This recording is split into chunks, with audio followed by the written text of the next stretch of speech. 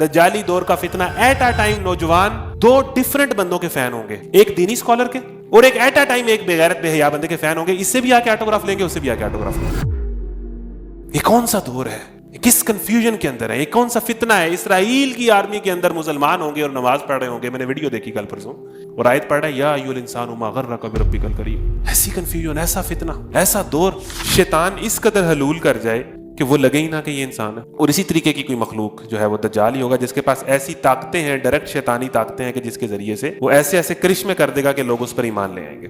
تو دجال کو پوری دنیا پر کنٹرول ہوگا اور وہ جب چاہے گا، جہاں چاہے گا، جس بندے کو جس جگہ پہ جو بم مارنا چاہے گا مار لے گا. ہر گاؤں بستی تک اس کی پہنچ ہوگی، اس کی ایکسیس ہوگی. اس لیے فرمایا کہ دجال کے دور میں اس کا تو مقابلہ کرنے کی بجائے پہاڑوں کا رخ کرو، جیسے اصحاب کہف نے اپنے ایمان کو بچا کے غار کا رخ کیا تھا. سورہ کہف فتنہ دجال سے محفوظ رکھے گی اور فتنوں سے محفوظ رکھے گی. تو سورہ کہف میں ایسی کیا باتیں ہیں، ایسے کیا اشارے ہیں؟ اب یہ ہمارا کام ہے کہ ہم ان کو تلاش کریں. تو المال والبنون زینۃ الحیات الدنیا والباقیات الصالحات خیر عند ربک ثوابا وخیر املا. ہر دوسرا بندہ یہ ہوگا. میں حیران ہوتا ہوں، میں پہلی دفعہ دیکھ رہا ہوں اور میں کہتا ہوں کہ ہم دجالی دور میں انٹر ہو گئے ہیں. نرسری پریپ کے بچے، 1 2 3 کے بچے، آپ کے بابا کتنے ریچ ہیں؟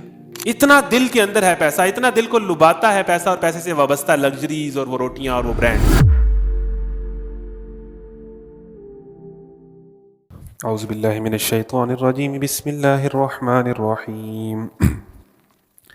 الحمد للہ الذی انزل علی عبده الكتاب ولم يجعل له عوجا قيما لينذر بأسا شديدا من لدنه ويبشر المؤمنين الذين يعملون الصالحات أن لهم أجرا حسنا ماكثين فيه أبدا وينذر الذين قالوا اتخذ الله ولدا ما لهم به من علم ولا لآبائهم كبرت كلمة تخرج من أفواههم إن يقولون إلا كذبا فلعلك باخع نفسك على آثارهم إن لم يؤمنوا بهذا الحديث أسفا إنا جعلنا ما على الأرض زينة لها لنبلوهم أيهم أحسن عملا وإنا لجاعلون ما عليها سعيدا جرزا أم حسبت أن أصحاب الكهف والرقيم كانوا من آياتنا عجبا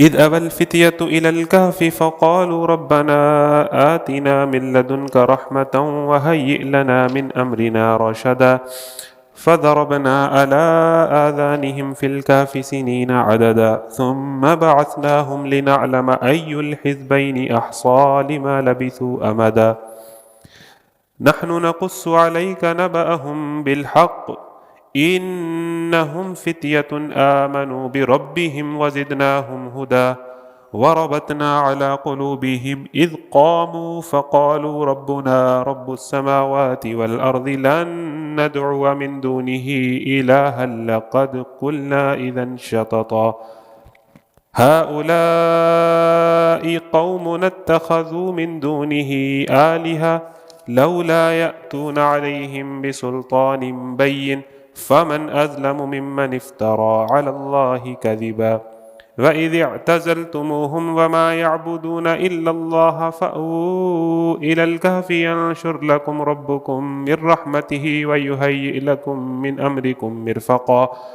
وترى الشمس إذا طلعت تزاور عن كهفهم ذات اليمين وإذا غربت تقرضهم ذات الشمال وهم في فجوة منه ذلك من آيات الله من يهد الله فهو المهتد ومن يضلل فلن تجد له وليا مرشدا. اعوذ باللہ من الشیطان الرجیم، بسم اللہ الرحمن الرحیم. اہلیان سرگودا کو قرآن کلب کے ایک سیشن میں دل کی اتھاہ گہرائیوں سے خوش آمدید. اور کل شام ہی ہمیں اندازہ ہو گیا تھا کہ کام خراب ہو گیا.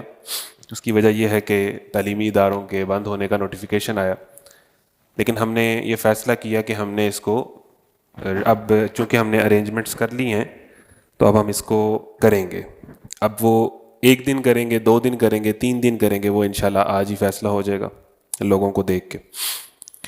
تو اس لیے میں کوشش یہ کروں گا کہ جتنی چیزیں سورہ کہف کے ذریعے سے میں ڈیلیور کرنا چاہتا ہوں وہ میکسیمم آج ہو جائیں.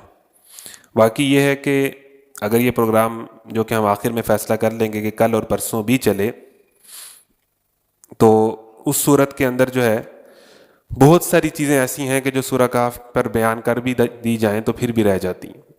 تو یعنی کہ 1.5 گھنٹہ پلس 1.5 گھنٹہ پلس 1.5 گھنٹہ بھی کم ہے سورہ کہف کے موضوعات کو کور کرنے کے لیے.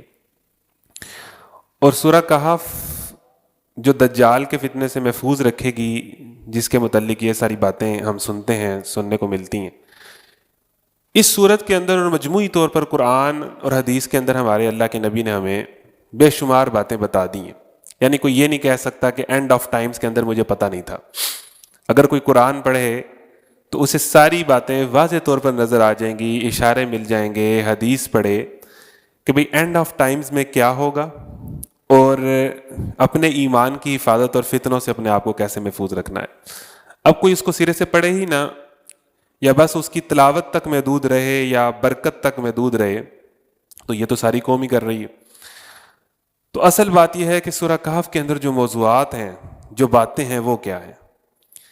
اور اللہ تعالیٰ نے 3 قوموں کو بڑا ایڈریس کیا ہے قرآن مجید کے اندر، جس میں یہود ہیں، نصارہ ہیں اور مسلمان ہیں. اور بنیادی طور پر یہی 3 بڑے ریلیجنز ہیں جو انبیاء کو مانتے ہیں، اللہ کو مانتے ہیں، اور اللہ کی طرف سے انبیاء کے ذریعے سے آنے والی گائیڈنس پر یقین رکھتے ہیں، تورات، انجیل، زبور، قرآن.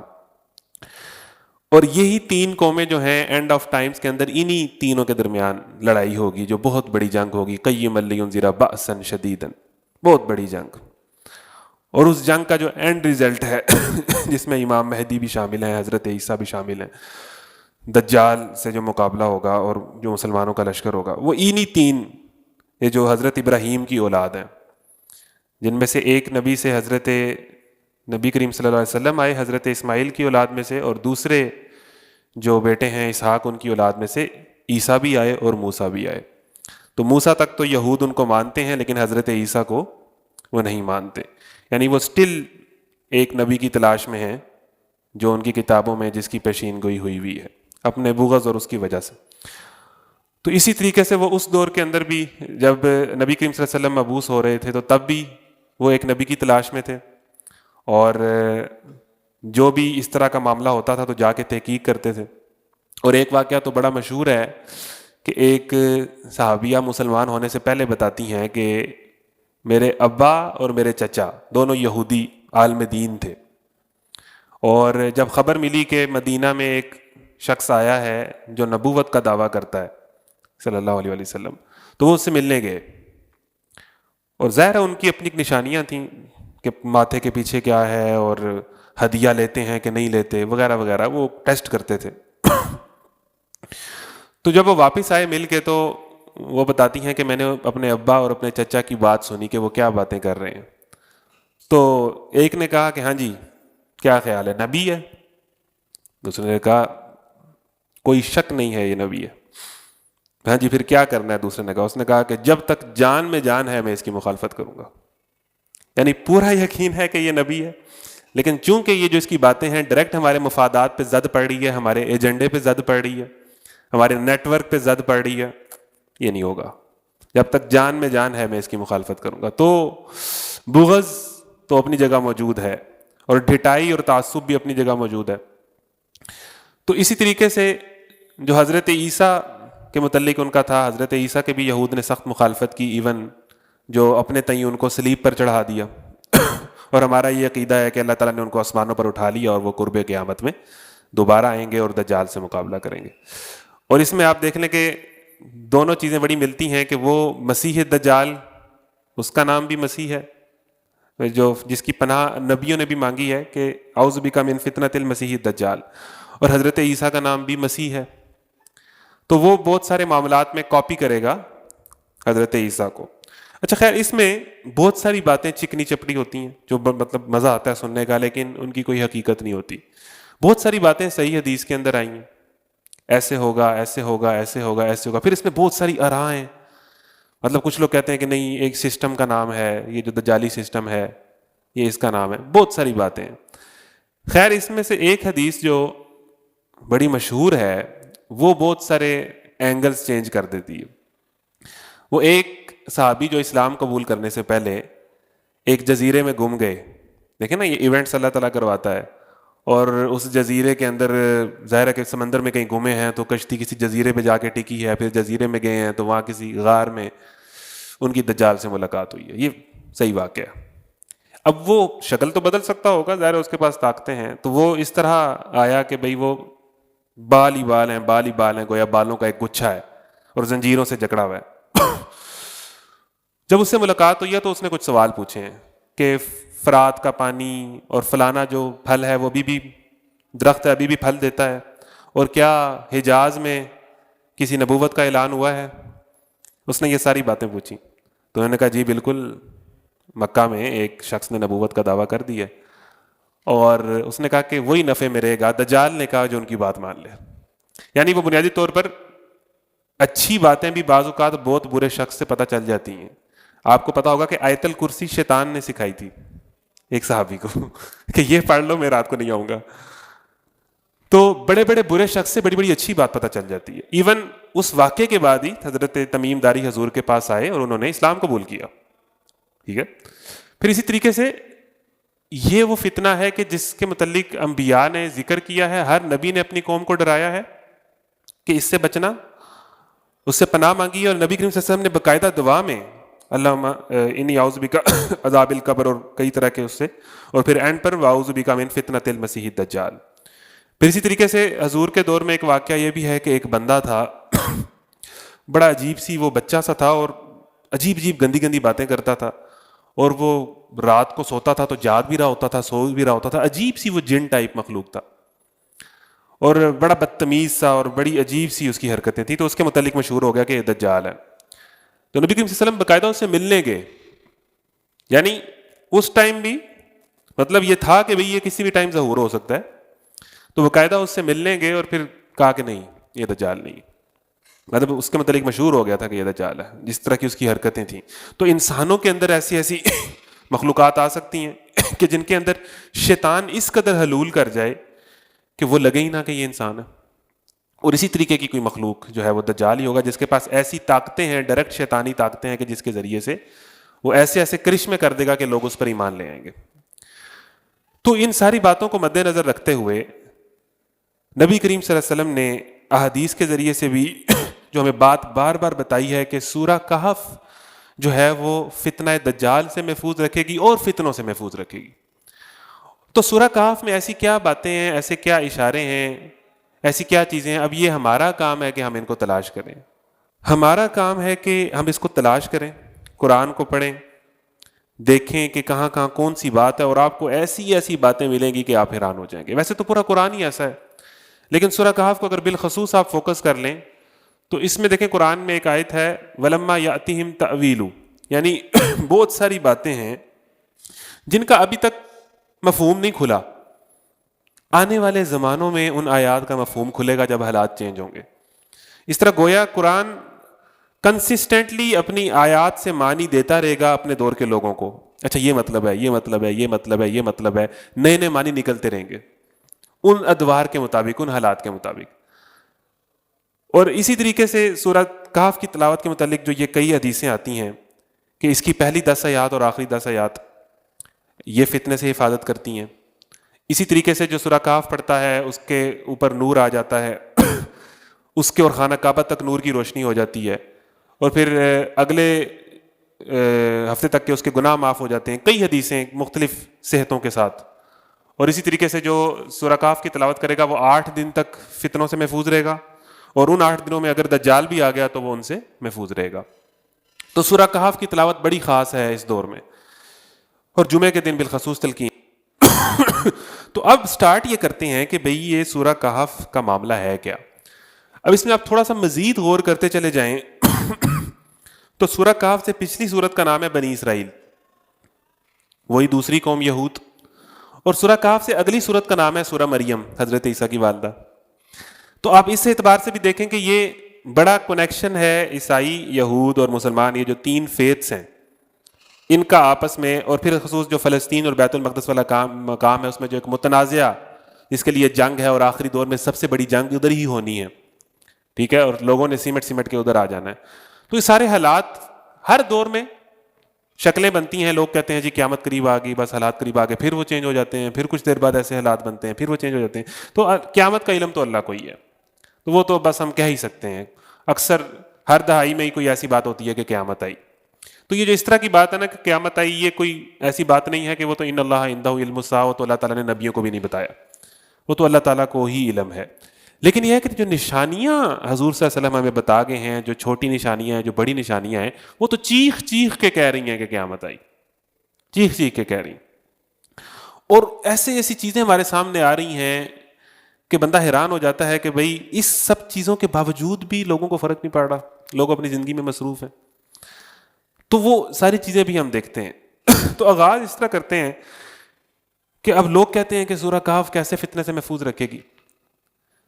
تو پہلی جو آیت ہے وہی بتاتی ہے کہ یہ آپ کو فتنے سے کیسے محفوظ رکھے گی. الحمدللہ الذی انزل علی عبدہ الکتاب، کہ فتنوں کے دور میں آپ کم از کم پریشان نہ ہوں، کہ آپ اس بات پہ الحمدللہ کہیں کہ اللہ تعالیٰ نے اپنے بندے کو جو کتاب دی ہے وہ آپ کے پاس.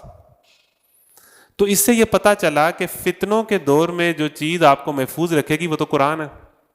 جو اس کو جتنا جتنا تھام لے گا وہ اتنا اتنا محفوظ رکھے گا. اور یعنی مسلمانوں کو کیا ٹینشن، مومنین کو کیا ٹینشن کہ جب ان کے پاس قرآن ہے وہ تو اس بات پہ الحمدللہ کہیں کہ جو اس نے اپنے بندے پر آخری کتاب نازل کی، جس میں کوئی ٹیڑھ نہیں ہے، کوئی کجی نہیں ہے، وہ تو ان کے پاس ہے، ان کے گھروں میں پڑی ہے، ان کے واٹس ایپ پہ ہے، ایپ سٹور پہ پڑی ہوئی ہے، کلک پر اویلیبل ہے. وہ اس سے تعلق مضبوط کریں، وہ فتنے سے بچ جائیں گے. تو پہلی بات.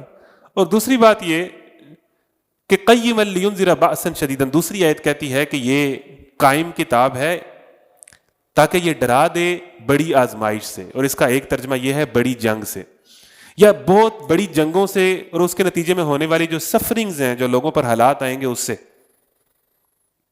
وہ بڑی جنگ کی صورت تو آپ کے سامنے ہے کہ وہ بڑی جنگ جو فلسطین کے گرد و نواح میں ہونی، اور اس میں بہت ہی کم لوگوں کے ایمان نے محفوظ رہنا ہے، اور بڑی تعداد نے دجالی طاقتوں کے اور دجالی قوتوں کے ساتھ ہونا ہے. خوف کا ایسا ماحول ہوگا، ظاہر ہے کہ موت سامنے ہے، کون ساتھ دیتا ہے. لوگ تو اپنے کیریئر قربان نہیں کرتے، لوگ تو ڈگری قربان نہیں کرتے، یہ تو جانیں قربان کرنے کی بات ہو رہی ہے.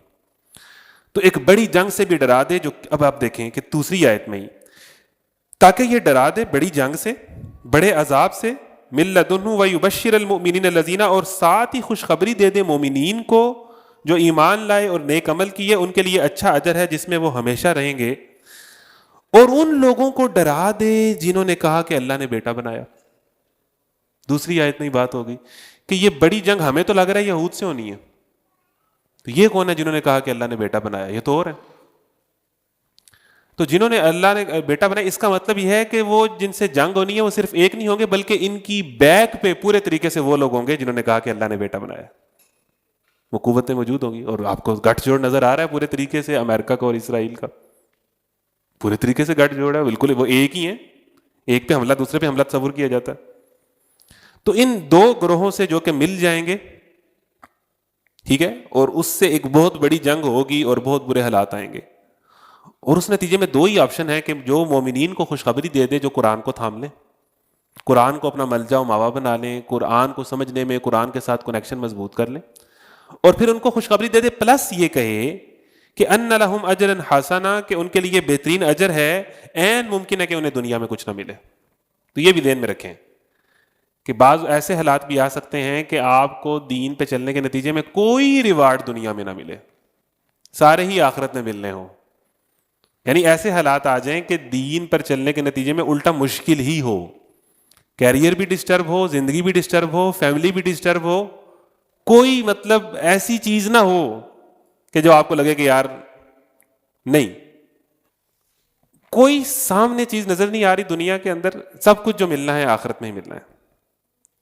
یہ بڑی اہم بات ہے کہ ہمارا یہ نتیجہ ہوتا ہے کہ بھئی دین میں آنے کے نتیجے میں کوئی فیم، کوئی مطلب کچھ جو چیزیں ملتی ہیں اس کے ساتھ ساتھ جو مولوی انجوائے کرتے ہیں، یا کوئی جو ہمیں ہوتا ہے کہ بھئی یہ فائدے تو ہوں گے نا کم از کم، چلو ہو سکتا ہے کوئی بھی فائدہ نہ ہو، ہر چیز میں ہی نقصان ہو.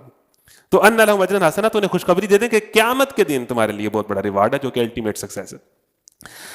اور اس کے بعد جو ہے بڑی بات ہے جو ان کے منہ سے نکلتی ہے، یہاں پر عیسائیوں کا ذکر آ گیا، بڑی جنگ کا ذکر آ گیا. پھر اس کے بعد جو ہے، کیا تم سمجھتے ہو کہ غار اور قطبے والے ہماری کوئی بڑی عجیب نشانیوں میں سے تھے جب وہ چند نوجوان غار میں پناہ گزین ہوئے اور انہوں نے کہا اے پروردگار ہم کو اپنی رحمت خاص سے نواز. یہاں سے اب جو میں نے باتیں کری وہ جس سے پہلے ہم کرتے رہے ہیں سورہ کہف میں، اس نوعیت کی باتیں نہیں ہیں. اس فتنے کے دور میں جو دقیانوس بادشاہ تھا، حضرت عیسیٰ کے جانے کے بعد یہ درمیان کا دور ہے، نبی کریم صلی اللہ علیہ وسلم سے 2-3 صدیاں پہلے. کچھ نوجوان تھے، دقیانوس تھا جو اس کے علاوہ کسی اور کا نام لیتا تھا، اس کو عبرتناک سزا دیتا تھا، اس کو سنگسار کر دیتا تھا، اس کو جلا دیتا تھا. یعنی کوئی کنسیپٹ نہیں تھا دقیانوس کے علاوہ کسی اور خدا کی بات کی جائے. تو کچھ نوجوانوں نے یہ محسوس کیا کہ یہ خدا نہیں ہے. وزیروں شزیروں کے ہی بیٹے تھے، دقیانوس کے قریبی جو وزیر تھے اس کے ہی بیٹے تھے یہ لوگ، اور انہوں نے محسوس کیا کہ بھئی یہ تو خدا نہیں ہے. تو انہوں نے ایک خدا کی تلاش کے سفر کا آغاز کیا، اور اس کے نتیجے میں انہیں کسی غار میں کوئی بزرگ ملے، ان سے انہوں نے توحید سیکھی، دین سیکھا. اس وقت کا دین عیسوی ہی ظاہر ہے آخری دین تھا. اور اس کے نتیجے میں انہوں نے فیصلہ کیا کہ بھئی اذ قاموا فقالوا کہ ہمارا ایک ہی رب ہے جو آسمان و زمین کا رب ہے. یعنی غور و فکر جو بھی بندہ کرے گا لاجیکلی، آج کا دور ہے لاجک کا. جین زی بڑی لاجک کی بات کرتی ہے، کہتی ہے ہمیں کہانیاں نہ سناؤ، لاجک سنائیں. لاجک سے جو بھی کام لیتا ہے، حضرت ابراہیم نے غور و فکر کیا اور انہوں نے کہا نہ سورج خدا ہے، نہ چاند خدا ہے، نہ تارے خدا ہیں، میں نے اپنا رخ کر لیا ایک اللہ کی طرف. ان کو تو کسی اللہ کا تعارف نہیں تھا. غور و فکر کیا اور کہا کہ تم کیسے ان لوگوں کو خدا بنا لیتے ہو جو اپنے نفع اور نقصان پہ قادر نہیں ہے، جن کو میں ہتھوڑے سے توڑ سکتا ہوں. یعنی بندہ مومن لاجیکل ہوتا ہے، اور اس کے نتیجے میں اس کے سامنے اگر وہ ایمان کے ساتھ چلے تو اللہ تعالیٰ راستے کھولتا ہے. اسی طریقے سے انہوں نے بھی سوچا اور کہا کہ بھئی ہمارا رب تو وہی ہے جو آسمان و زمین کا رب ہے. اور اس کے بعد ان کو دھمکی ہوئی، ان کی گرفتاری کے آرڈر جاری ہو گئے، اور اس کے بعد جو ہے انہیں غار میں پناہ لینی پڑی. تو یہ کہانی ہے جس سے اللہ تعالیٰ اینڈ پہ ثابت کیا کرنا چاہتا ہے، وہ 2-3 اشارے آپ کے سامنے رکھوں گا. لیکن اس سے پہلے آپ نے یہ سمجھنا ہے کہ یہ ساری چیزیں اور یہ جو سارے حالات ہیں اس سورہ کہف کے اندر وہ کیا ہیں. پہلی بات یہ ہے کہ ہر نبی نے اپنی قوم کو فتنہ دجال سے آگاہ کیا، اور دجال جب آئے گا تو یہ بات کہی جاتی ہے کہ ساری جو نشانیاں چھوٹی چھوٹی ہیں وہ تو پوری ہو چکی ہیں، یا ایون دجال کے آنے کی جتنی شکلیں ہیں وہ ہو چکی ہیں. اب اس نے فزیکلی آنا ہے بس، باقی سارے ہو چکے ہیں. وہ جو ہو چکے ہیں وہ کیا ہیں وہ آپ کے سامنے آ جاتا ہے. ابھی دجال کو پوری دنیا پر کنٹرول ہوگا. دجالی طاقتوں کو جو اس کا انتظار کر رہی ہیں ان کو پوری دنیا پہ کنٹرول نہیں. آپ کی ای میل، اس ای میل سے لاگ ان کر کے آپ جس گندی ویب سائٹ پہ جاتے ہو اس کو پتہ ہے، آپ کا ٹوٹل ڈیٹا ان کے پاس. وہ جب چاہیں آپ کا کچا چھٹا کھول دیں گے. تو ادھر درس قرآن دے رہا ہے، تو رات کو کیا کرتا ہے؟ جب چاہیں. پوری دنیا پہ ان کو کنٹرول ہے. ایون کووڈ کے متعلق بہت ساری کانسپریسی تھیوریز ہیں کہ بنیادی طور پر انہوں نے ایک ٹیسٹ کیا کہ ہماری دنیا پہ کتنا کنٹرول ہے. ہم انہیں جو بھی بات بتا دیں اس پہ دنیا کتنا ایمان لاتی ہے. آپ کو پتا ہے کتنا ایمان لے کے اب آپ میرے خلاف ہو جائیں گے. کچھ تو چیزیں ہوتی ہیں، ظاہر ہے بندے بیمار ہوتے ہیں، مرتے ہیں، سارا کچھ ہوتا ہے، کچھ تو ہو ہی رہا ہوتا ہے نا. دجال بھی تو کچھ کر کے دکھائے گا.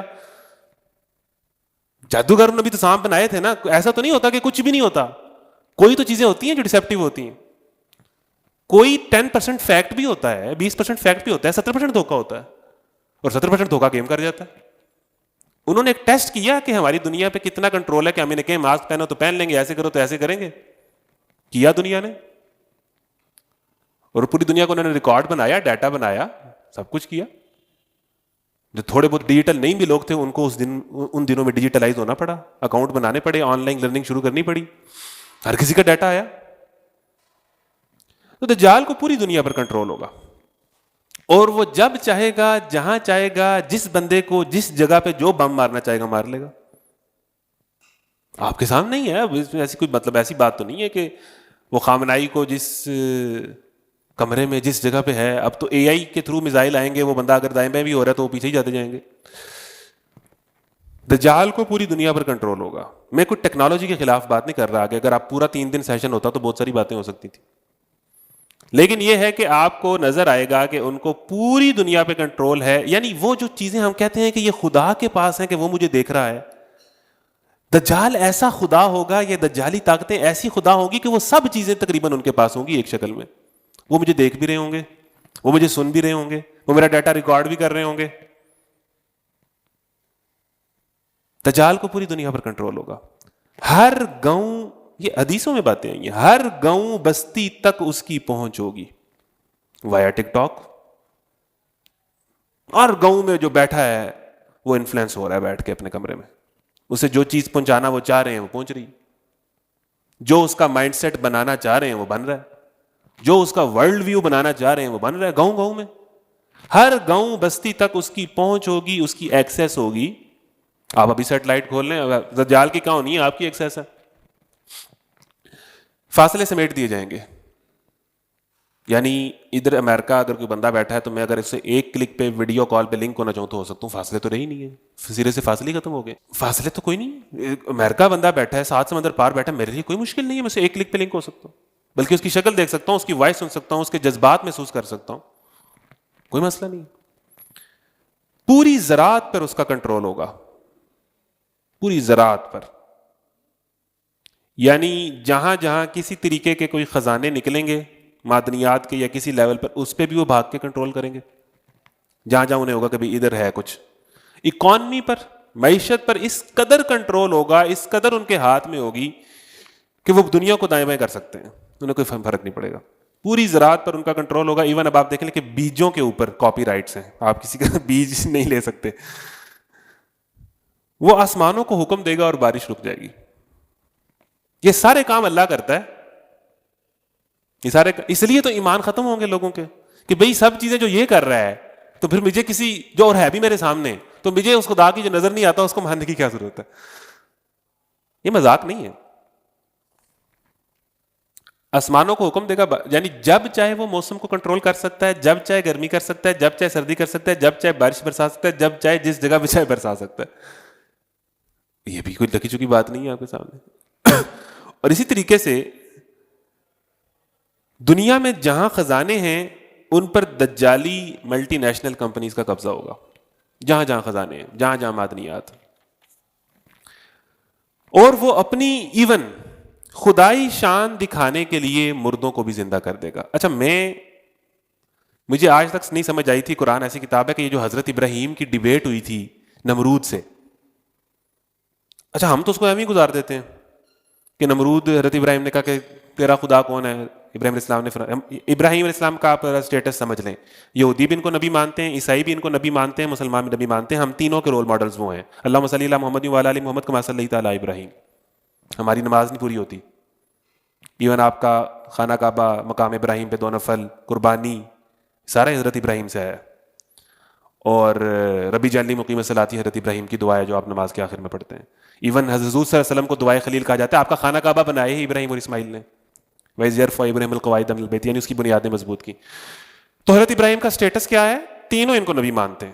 یہ ابراہم اکارڈز جو ہو رہے ہیں اسرائیل کو تسلیم کرنے کے لیے، اسی نام پہ ہو رہے ہیں کہ یہی ہمارے درمیان کامن نبی ہیں. اب آپ دیکھیں کہ حضرت ابراہیم علیہ السلام کی جو ڈیبیٹ ہوئی ہے نمرود سے، یہ تینوں کے سننے کی ہے، تینوں مذاہب کے سننے کی ہے. نمرود نے کہا کہ تیرا خدا کون ہے؟ حضرت ابراہیم نے کہا میرا خدا وہ ہے جو زندہ کرتا ہے اور مارتا ہے. نمرود نے کہا میں بھی زندہ کرتا ہوں اور مارتا ہوں. ایک بندے کو پکڑ کے قتل کر دیا اور ایک قیدی جس کو سزائے موت ہوئی تھی اس کو رہا کر دیا. انا احیی و امیت، یہ کوئی بڑی بات تو نہیں. یعنی جو خدا جس سے تم دعائیں کرتے ہو، جو چیز مانگنے کے لیے، وہ میرے سے لے لو، میں دے دوں گا. تمہیں دولت چاہیے، تمہیں پیسہ چاہیے، تمہیں $1 بلین چاہیے، آپ کو یو نیم اٹ، آپ کو کیا چاہیے، آپ ہمارے کام کریں ہو جائے گا. تو آپ کیوں اتنی دعائیں اور روزانہ لیلۃ القدر میں بیٹھ کے جوابیں مانگ رہے ہیں؟ آپ تھوڑی سی ہماری بات مانیں، آپ کو ایسی جواب دیں گے، آپ سو بسم اللہ، آپ بھول جائیں گے ہر چیز، ایسا آپ کو ویزا دیں گے. تو یہ ڈیبیٹ میں اب پڑھ کے حیران ہوتا ہوں کہ یہ کیا چیز تھی جس کا قرآن میں تیسرے زمانے میں. پھر یعنی کہ جو وقت کا خدا ہوتا ہے وہ چیلنج کرتا ہے، ڈائریکٹ خدا بنتا ہے، اور وہ یہ کہتا ہے کہ لوگوں کی زندگی اور موت میرے ہاتھ میں. آج لوگوں کا ایمان ہے کہ امریکہ جس کو چاہے مار سکتا ہے، جس کو چاہے زندہ کر سکتا ہے. لوگوں کا ایمان ہے. ان کے پاس ایسے ہتھیار ہیں اور ایسی طاقتیں ہیں کہ جو ان سے پنگا لے گا وہ پتھر کے دور میں چلا جائے گا. کیا مسلمانوں کا یہ ایمان نہیں ہے؟ ڈائریکٹ وہ چیز اور لوگوں کا کیا ایمان نہیں ہے کہ نفع اور نقصان اس سے اور اس سے مل جائے گا یا یہ کرنے سے مل جائے گا. یعنی سورہ کہف کا کہاں سے آغاز ہو رہا ہے؟ الحمدللہ، تمام تعریفیں اللہ کے لیے. فتنوں کے دور میں جس چیز پہ زد پڑے گی وہ توحید ہوگی. نفع نقصان اللہ سے نہیں لوگوں کا ہوگا. زندگی اور موت کے معاملے میں انہیں کوئی گارنٹی نہیں ہوگی، وہ اوروں کے متعلق رکھیں گے. حالانکہ حدیث ہے کہ پوری دنیا تمہیں نقصان پہنچانے پہ فیصلہ کر لے، توحید یہ ہے کہ اگر اللہ وہ نہ چاہے تمہیں وہ نقصان نہیں پہنچا سکتی. حضرت حضور نے ایک صحابی کو کمر پہ ہاتھ رکھ کے یہ بات سمجھائی، اور پوری دنیا تمہیں بیٹا اگر فائدہ پہنچانے کا فیصلہ کر لے، اگر اللہ نہ چاہے وہ تمہیں فائدہ نہیں پہنچا سکتی. ڈائریکٹ جس چیز پہ زد پڑے گی وہ تو مسلمانوں کی توحید ہوگی. اور جس کی جتنی توحید کلیئر ہے کہ بیماری دوائی کھانے سے نہیں ختم ہوتی، اللہ ختم کرتا ہے. دیکھیں، ایک ہوتا ہے ڈائریکٹ کہنا کہ یہ پیر صاحب ٹھیک کریں گے، یہ بھی شرک ہے. ایک ہوتا ہے پڑھا لکھا شرک، وہ یہ ہوتا ہے کہ یہ دوائی ٹھیک کرے گی. ٹھیک تو اللہ کرے گا. ایک ہوتا ہے جاہلوں کا شرک، ایک ہوتا ہے پڑھے لکھوں کا شرک. ہر کوئی شرک میں مبتلا ہے. ایک ٹیکنالوجی کو سب کچھ سمجھتا ہے، ایک جو ہے دم درود کو، تویز کو، منتر کو، جادو کو سب کچھ سمجھتا ہے. ویریئنس ڈیفرنٹ ہیں، بات تو ایک ہی ہے. جس چیز پہ ایمان نہیں ہے وہ تو اللہ ہے کہ صحت کہاں سے آ رہی ہے، شفا کہاں سے آ رہی ہے اوپر سے، بیماری کہاں سے آ رہی ہے اوپر سے. تو یہ ساری چیزیں ہیں، بالکل ہیں، ان کا فائدہ اٹھانا چاہیے، انسان نے بنائی ہے، لیکن یقین کس پہ ہونا چاہیے، یہ مسئلہ ہے. پھر وہ دجال کے متعلق یہ ہے کہ وہ جب لوگوں کو ہر طریقے سے ہی، جب کچھ لوگ رہ جائیں گے کہ نہیں بھائی نہیں، یہ نہیں، وہ اپنی خدائی شان دکھانے کے لیے مردوں کو زندہ کرے گا. اچھا، وہ بہت سارے معاملے میں حضرت عیسیٰ کی کاپی کرے گا، اس کا نام بھی مسیحی دجال ہے. تو حضرت عیسیٰ کے متعلق تھے کہ وہ اللہ کے حکم سے مردوں کو زندہ کرتے تھے. اب وہ لوگوں کے سامنے، تمہارے امی مر گئی ہیں، میں تمہارے سامنے روح حاضر کرتا ہوں، وہ تم سے باتیں کریں گی. تمہارے ابو، تمہارا بڑا قریبی دوست مر گیا ہے. اور کیا یہ کوئی مشکل رہ گیا ہے اے آئی کے بعد کسی بھی مردے کو زندہ کرنا، اس میں جان ڈالنا؟ آپ بابر اعظم سے انڈیا کا گانا میچ ہارنے کے بعد گنوا لیں، کوئی مسئلہ نہیں. علامہ اقبال کو زندہ کر کے ان کی شاعری پڑھا لیں، یا ایون کسی بھی طریقے کے، اگر آپ اے آئی یوز کرتے ہیں تو آپ کو کوئی لائف پارٹنر چاہیے جو آپ سے عجیب طرح کی باتیں کرے. تو ایک لڑکی ہے، وہ آپ سے ہر طرح کی بات کرے گی اے آئی کے تھرو.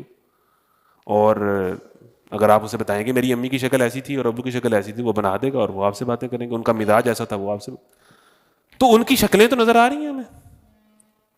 یعنی مردوں کو زندہ کرنا بھی، یعنی اس قدر چیزیں نارملائز ہو جائیں گی کہ یہ باتیں جو یہ آ کے کرے گا یہ لوگوں نے دیکھ لی ہوں گی، اس کی کئی شکلیں دیکھ لی ہوں گی.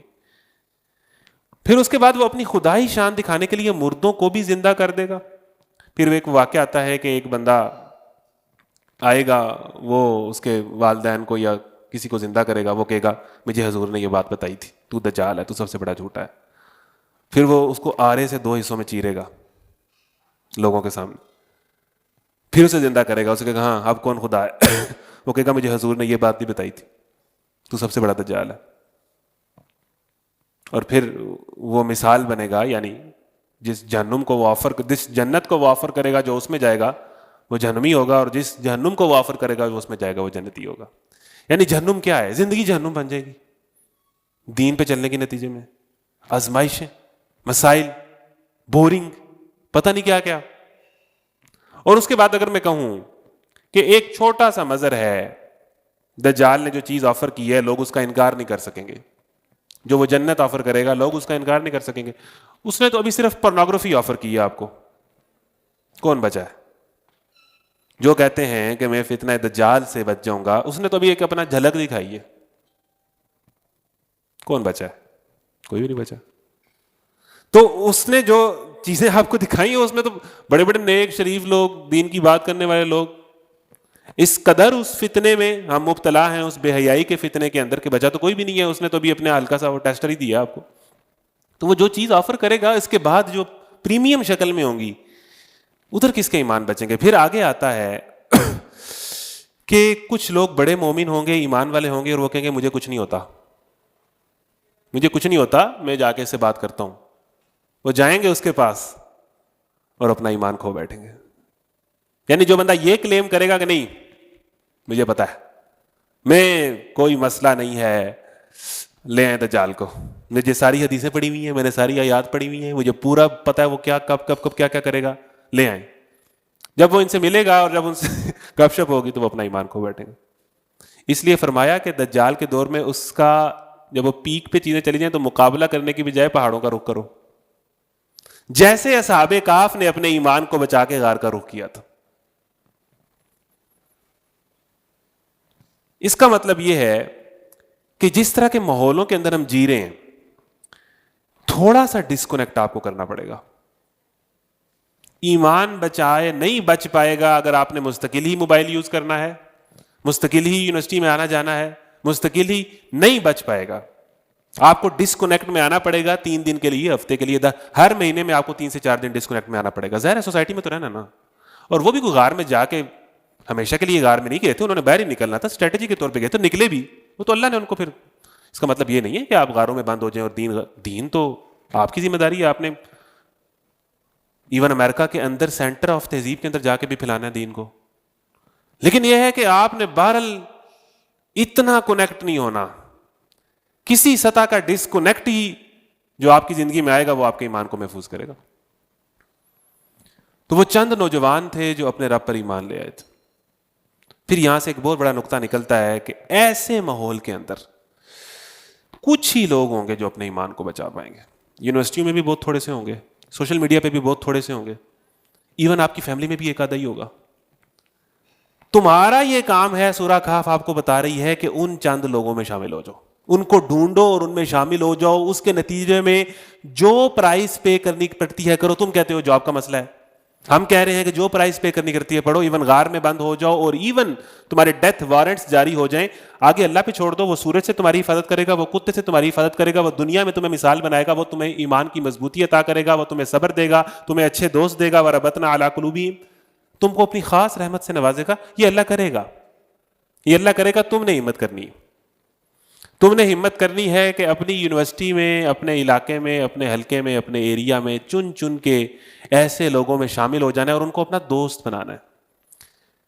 سورہ کہف کا دوسرا نقطہ یہ ہے کہ فتنوں کے دور میں ایک اچھی کمپنی ہی فتنے سے بچے گی, ایک بندہ نہیں بچے گا. آپ کو اس اچھی کمپنی میں آنا پڑے گا, اس کو ڈھونڈنا پڑے گا. وہ چند نوجوان تھے جو اپنے رب پر ایمان لے آئے تھے اور ایک دوسرے کو دین پہ انکریج کرتے تھے.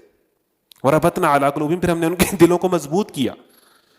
پھر اس کے نتیجے میں انہوں نے سوسائٹی میں بات کی, بادشاہ کے سامنے بات کی کہ ٹھیک ہے ہم اس کو رب نہیں مانتے, کوئی دلیل لے کے آؤ, ہمارا رب تو وہی ہے جو آسمان و زمین کا رب ہے. پھر اس کے بعد یہ جو غار کا کانسیپٹ ہے, غار کیا ہوتا ہے؟ غار اس جگہ کو کہتے ہیں کہ جس میں باہر سے کسی چیز کا کنیکشن نہ ہو, ایکسٹرنل چیزیں اس کے اندر نہیں آ پاتی, اور وہ اس کے اندر کم فیسلٹیز ہوتی ہیں, کم لگژریز ہوتی ہیں. تیرے صوفے ہیں افرنگی, تیرے کالی ہیں ایرانی, یہ اگلا آگے ذکر آ جائے گا. غار ایک ایسی جگہ ہے جہاں پر ایک ڈسکنیکٹ ہوتا ہے, باہر کے فتنے وہاں اندر نہیں آ سکتے, اور اسی طریقے سے وہاں پر کم فیسلٹیز ہوتی ہیں, بہت ساری دل لگانے کی چیزیں نہیں ہوتی, بہت ساری انٹرٹینمنٹ اور تفریح کی چیزیں نہیں ہوتی, جو آج کل بڑے بڑے مومنین بھی جن کا یہی کام ہے کہ بس میمیں ہی بناؤ, انجوائے کرو, پارٹی کرو, یہ چیزیں دلوں کو مردہ کرتی ہیں بہت زیادہ اگر ہوں. تو اپنے گھروں کو سورہ کہف بتا رہی ہے کہ باہر اتنا فتنہ ہو جائے گا کہ باہر تو تم فتنہ نہیں روک سکو گے, لیکن کم از کم اتنا کرو کہ اپنے گھروں کو تو غار بناؤ.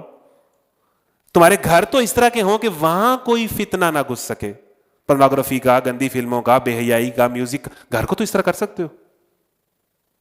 لیکن ابھی آپ نے پیچھے پڑھا ہے کہ دجال کی ایکسیس تو ہر گھر اور ہر بستی میں ہوگی. لیکن آپ نے والد کی حیثیت سے یا گھر کے سربراہ کی حیثیت سے گھر میں جو ٹی وی ہے, گھر میں جو لیپ ٹاپ ہے, گھر میں جو موبائل ہے, اس کے ذریعے سے فتنہ نہیں انٹر ہونے دینا. اپنے گھروں کو, اور وہ تو ہو گیا, گھروں کو غار بناؤ.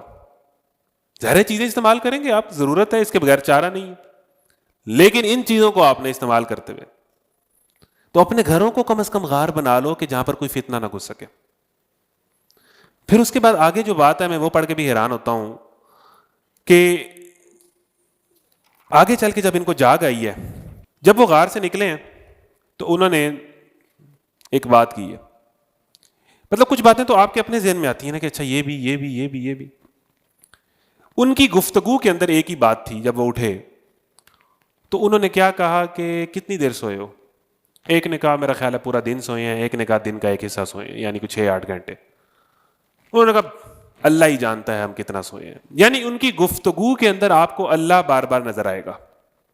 ان کی جو گفتگو ہیں آپس کی، ان نوجوانوں کی، اس محفل کی، اس گفتگو کے اندر کسی اداکارہ کا ذکر نہیں ہے، ٹھیک ہے، کسی ڈرامے فلم کا ذکر نہیں ہے جو آج کی ہماری یوتھ کی محافل ہے. ان میں آپ کو جہاں جہاں بھی ان کی اللہ آپ کو گفتگو دکھاتا ہے نا، ہم اللہ اور اپنے رب پر ایمان لائے، چلو اس گھر میں پناہ لے لو، یہ قوم تو دوسروں کو خدا بنا بیٹھی ہے، بار بار خدا کا ذکر کرتے ہیں. یعنی اس قدر کنیکشن ہے ان کا اللہ سے ہر معاملے میں. ایون جب انہیں یہ بھی پتہ لگا، سمپل سی ایک بات ہے کہ کتنی دیر سوئے ہو، اللہ بہتر جانتا ہے ہم کتنی دیر سوئے ہیں، کیا اس میں پڑھنا ہے، چلو چل کے بھوک بہت لگی ہے تو باہر سے کوئی اچھا کھانا لے کے آؤ.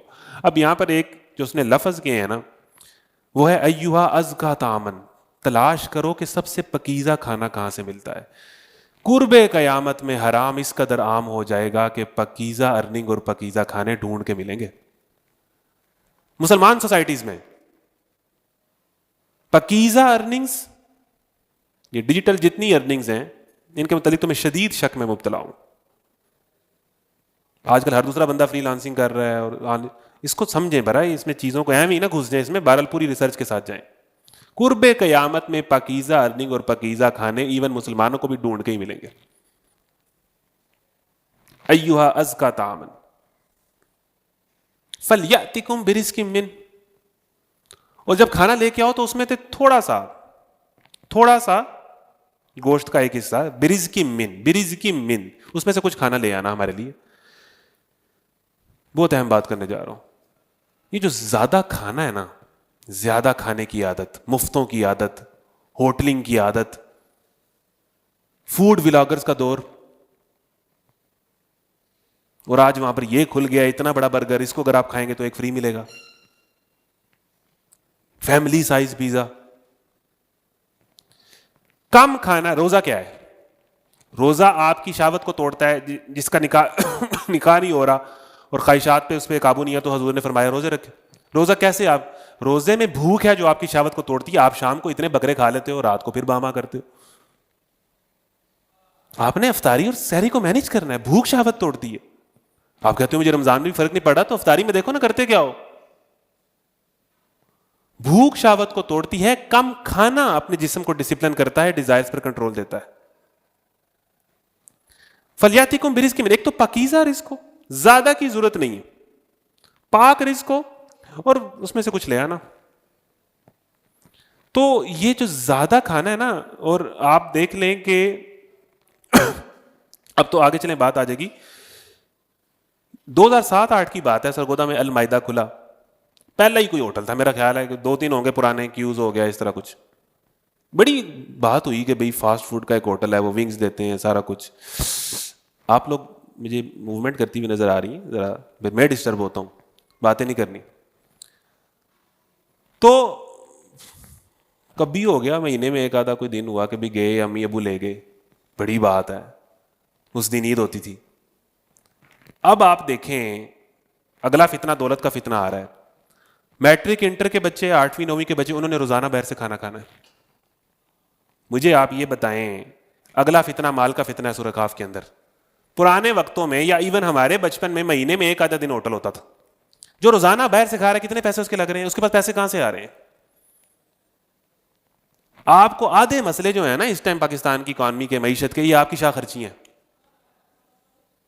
جو روزانہ باہر سے روٹی کھا رہا ہے، پیزے کھا رہا ہے، برگر کھا رہا ہے، اس کا دن کا خرچہ، ایک دن کے ہوٹل 5 بندے کھائیں 7-8 ہزار بل ہے. کتنا بنا مہینے کا نکالو؟ 1.5 2 3 لاکھ 4 لاکھ. یہ اگر آپ کم کریں آپ کی معیشت کے آدھے مسئلے نہ حل ہوئے پھر کہنا. مطلب آج ہر بچے نے یہی کرنا. پتہ نہیں اس کے پاس پیسے آتے کہاں سے لیتا ہے وہ. پھر اس کے ظاہر ہے کہ خرچے کیوں نہیں مینیج ہو رہے ہوتے؟ یہی وجہ. کم کھائیں، یہ آپ کی شہوت کو کنٹرول کرے گا فتنے کے دور کے اندر. اور کھانے کو مد نظر نہ بنائیں. روٹی پیزا ٹھیک ہے، اچھی بات ہے، کھائیں، اچھا کھائیں، آپ میں استطاعت ہے، کھا لیں کوئی مسئلہ، لیکن اس کو مد نظر نہ بنائیں اور یہ کم کھانے کی عادت کریں. یہ آپ کو ڈسپلن کرے گی. بندہ مومن کھانے پینے نہیں آیا، کھا لے پی لے جی لے کرنے نہیں آیا. تو اس سے کم رزق لے. اور اگلی جو بات کی وہ سورہ کہف کا سینٹرل لفظ ہے، وَلْيَتَلَطَّفْ. اب اتنے اشارے ہیں سورہ کہف کے اندر، اب آپ حیران ہوں گے کہ اسے چاہیے کہ ہوشیار رہے، کیونکہ ڈیتھ وارنٹ جاری. انہیں کیا پتا تھا ہم 200 سال بعد اٹھ رہے ہیں. 300 سال بعد اٹھ رہے ہیں.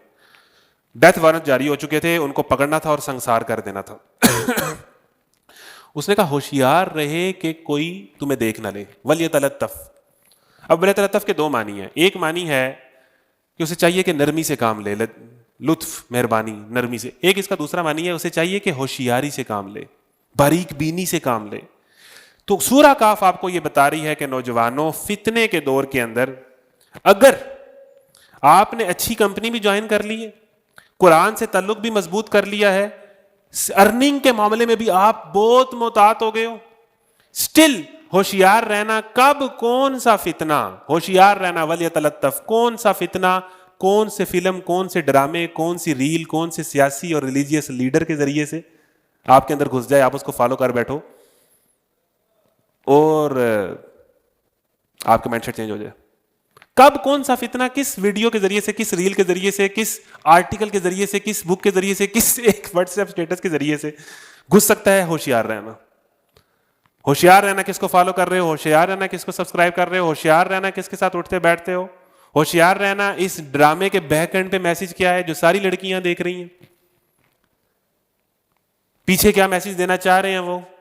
ہوشیار رہنا رمضان ٹرانسمیشن کا مقصد کیا ہے, دین کے پردے میں ہوگا, اصلاح کے پردے میں ہوگا. لیبل بہت اچھا ہوگا. جب ان سے کہا جاتا ہے زمین میں فساد نہ کرو, یہ کہتے ہیں ہم اصلاح کرنے والے ہیں. لیبل بہت اچھا ہوگا, لیکن کچھ ہو جائے گا اس کے اندر آپ کے ساتھ. 8 باتیں تھی. ڈرامے کا مسئلہ یہ ہے, آپ پرورش ڈرامہ لے لیں یا کوئی ڈرامہ لے لیں, پرورش ڈرامے میں ٹھیک ہے پیرنٹنگ کے ایشوز ہیں, لیکن 8 باتیں اگر وہ غلط صحیح کہہ رہا ہے, 9ویں بات غلط کہہ رہا ہے, لڑکا لڑکی آپس میں مل رہے ہیں شادی سے پہلے, اور جب اس کی 8 باتیں ٹھیک ہیں تو آپ کو کہو گے یار اس کی پھر 9ویں بات بھی ٹھیک ہے. جو دجل ہوتا ہے وہ اتنا پولا تو نہیں ہوتا, اس نے 6 باتیں ٹھیک کرنی ہے, 7ویں غلط کرنی ہے, کیونکہ وہ آپ کو 7ویں پہ لانا چاہتا ہے. آپ کا اعتماد بحال کرنا ہے 6 باتیں ٹھیک کر کے, 7ویں غلط کر دینی ہے, اور وہی اصل بات ہے جس پہ وہ لانا چاہ رہا ہے آپ.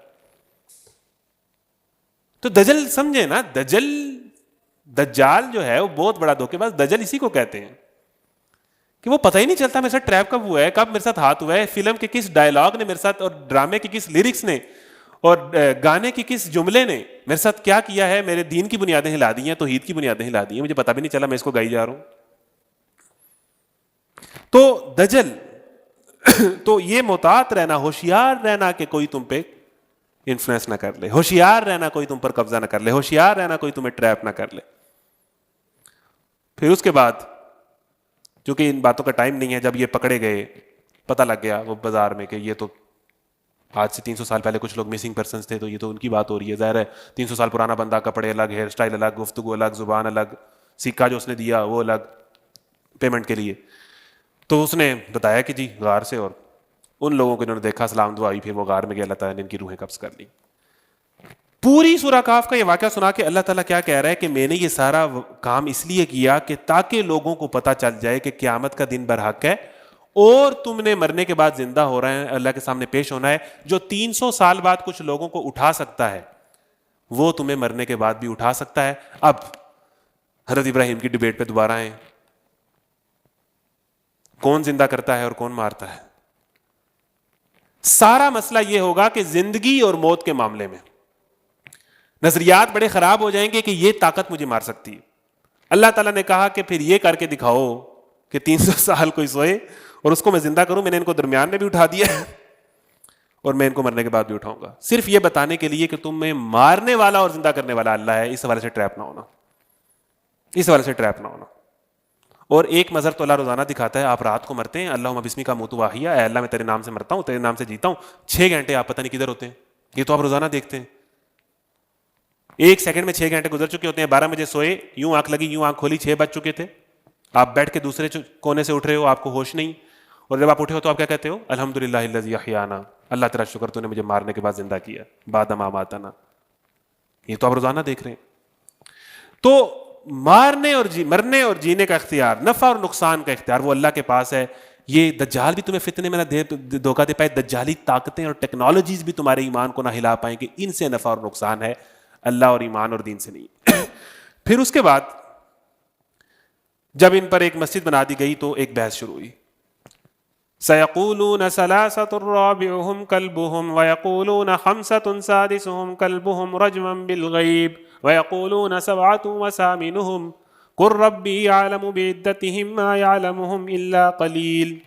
لے جی، کچھ لوگ کہیں گے وہ 3 تھے چوتھا ان کا کتا تھا، کچھ لوگ کہیں گے وہ 4 تھے پانچواں ان کا کتا تھا، کچھ لوگ کہیں گے وہ 7 تھے آٹھواں ان کا کتا تھا. فتنے کے دور میں کیا ہوگا کہ کرونا آ جائے، غزہ میں 1 لاکھ بچہ شہید ہو جائے، بڑے بڑے واقعات ہو جائیں. لوگ اس پورے واقعے سے لیسن نہیں لیں گے بلکہ اس کے اینڈ پر کوئی اختلافی پہلو نکال لیں گے. فتنے کے دور میں سورہ کاف آپ کو یہ بتا رہی ہے کہ یہ ہوگا کہ پورا دین ایک طرف اور لڑائی ہو رہی ہوگی صحابہ کے اختلافات کے اوپر، اور اتنا مزے سے وہ کنٹینٹ دیکھا جائے گا، اتنے اس کے ویوز ہوں گے، نوجوانوں کو اتنی فکر ہوگی کہ ان میں حق پر کون تھا. نماز وہ پڑھتا نہیں ہوگا، گندی فلمیں وہ دیکھتا ہوگا، گرل فرینڈ اس کی ہوگی. ٹینشن اسے یہ ہے کہ 14 صدیاں پہلے جو جنگ ہوئی تھی اس میں، یعنی اس دور کے اندر آپ کے یہ موضوعات، جس نے برا کیا اللہ اس سے حساب لے، جو بغض رکھتا ہے صحابہ کے وہ ہماری طرف سے جہنم میں جائے. ختم ہوگی بات. اب ٹاپک کیا ہے اس ٹائم آپ دین کو کیا کنٹریبیوٹ کر رہے ہیں؟ یا آپ یہ کہہ رہے ہیں کہ شلوار 1 انچ اوپر ہونی چاہیے کہ 3 انچ ہونی چاہیے؟ داڑھی کی سائز کتنا ہونا چاہیے؟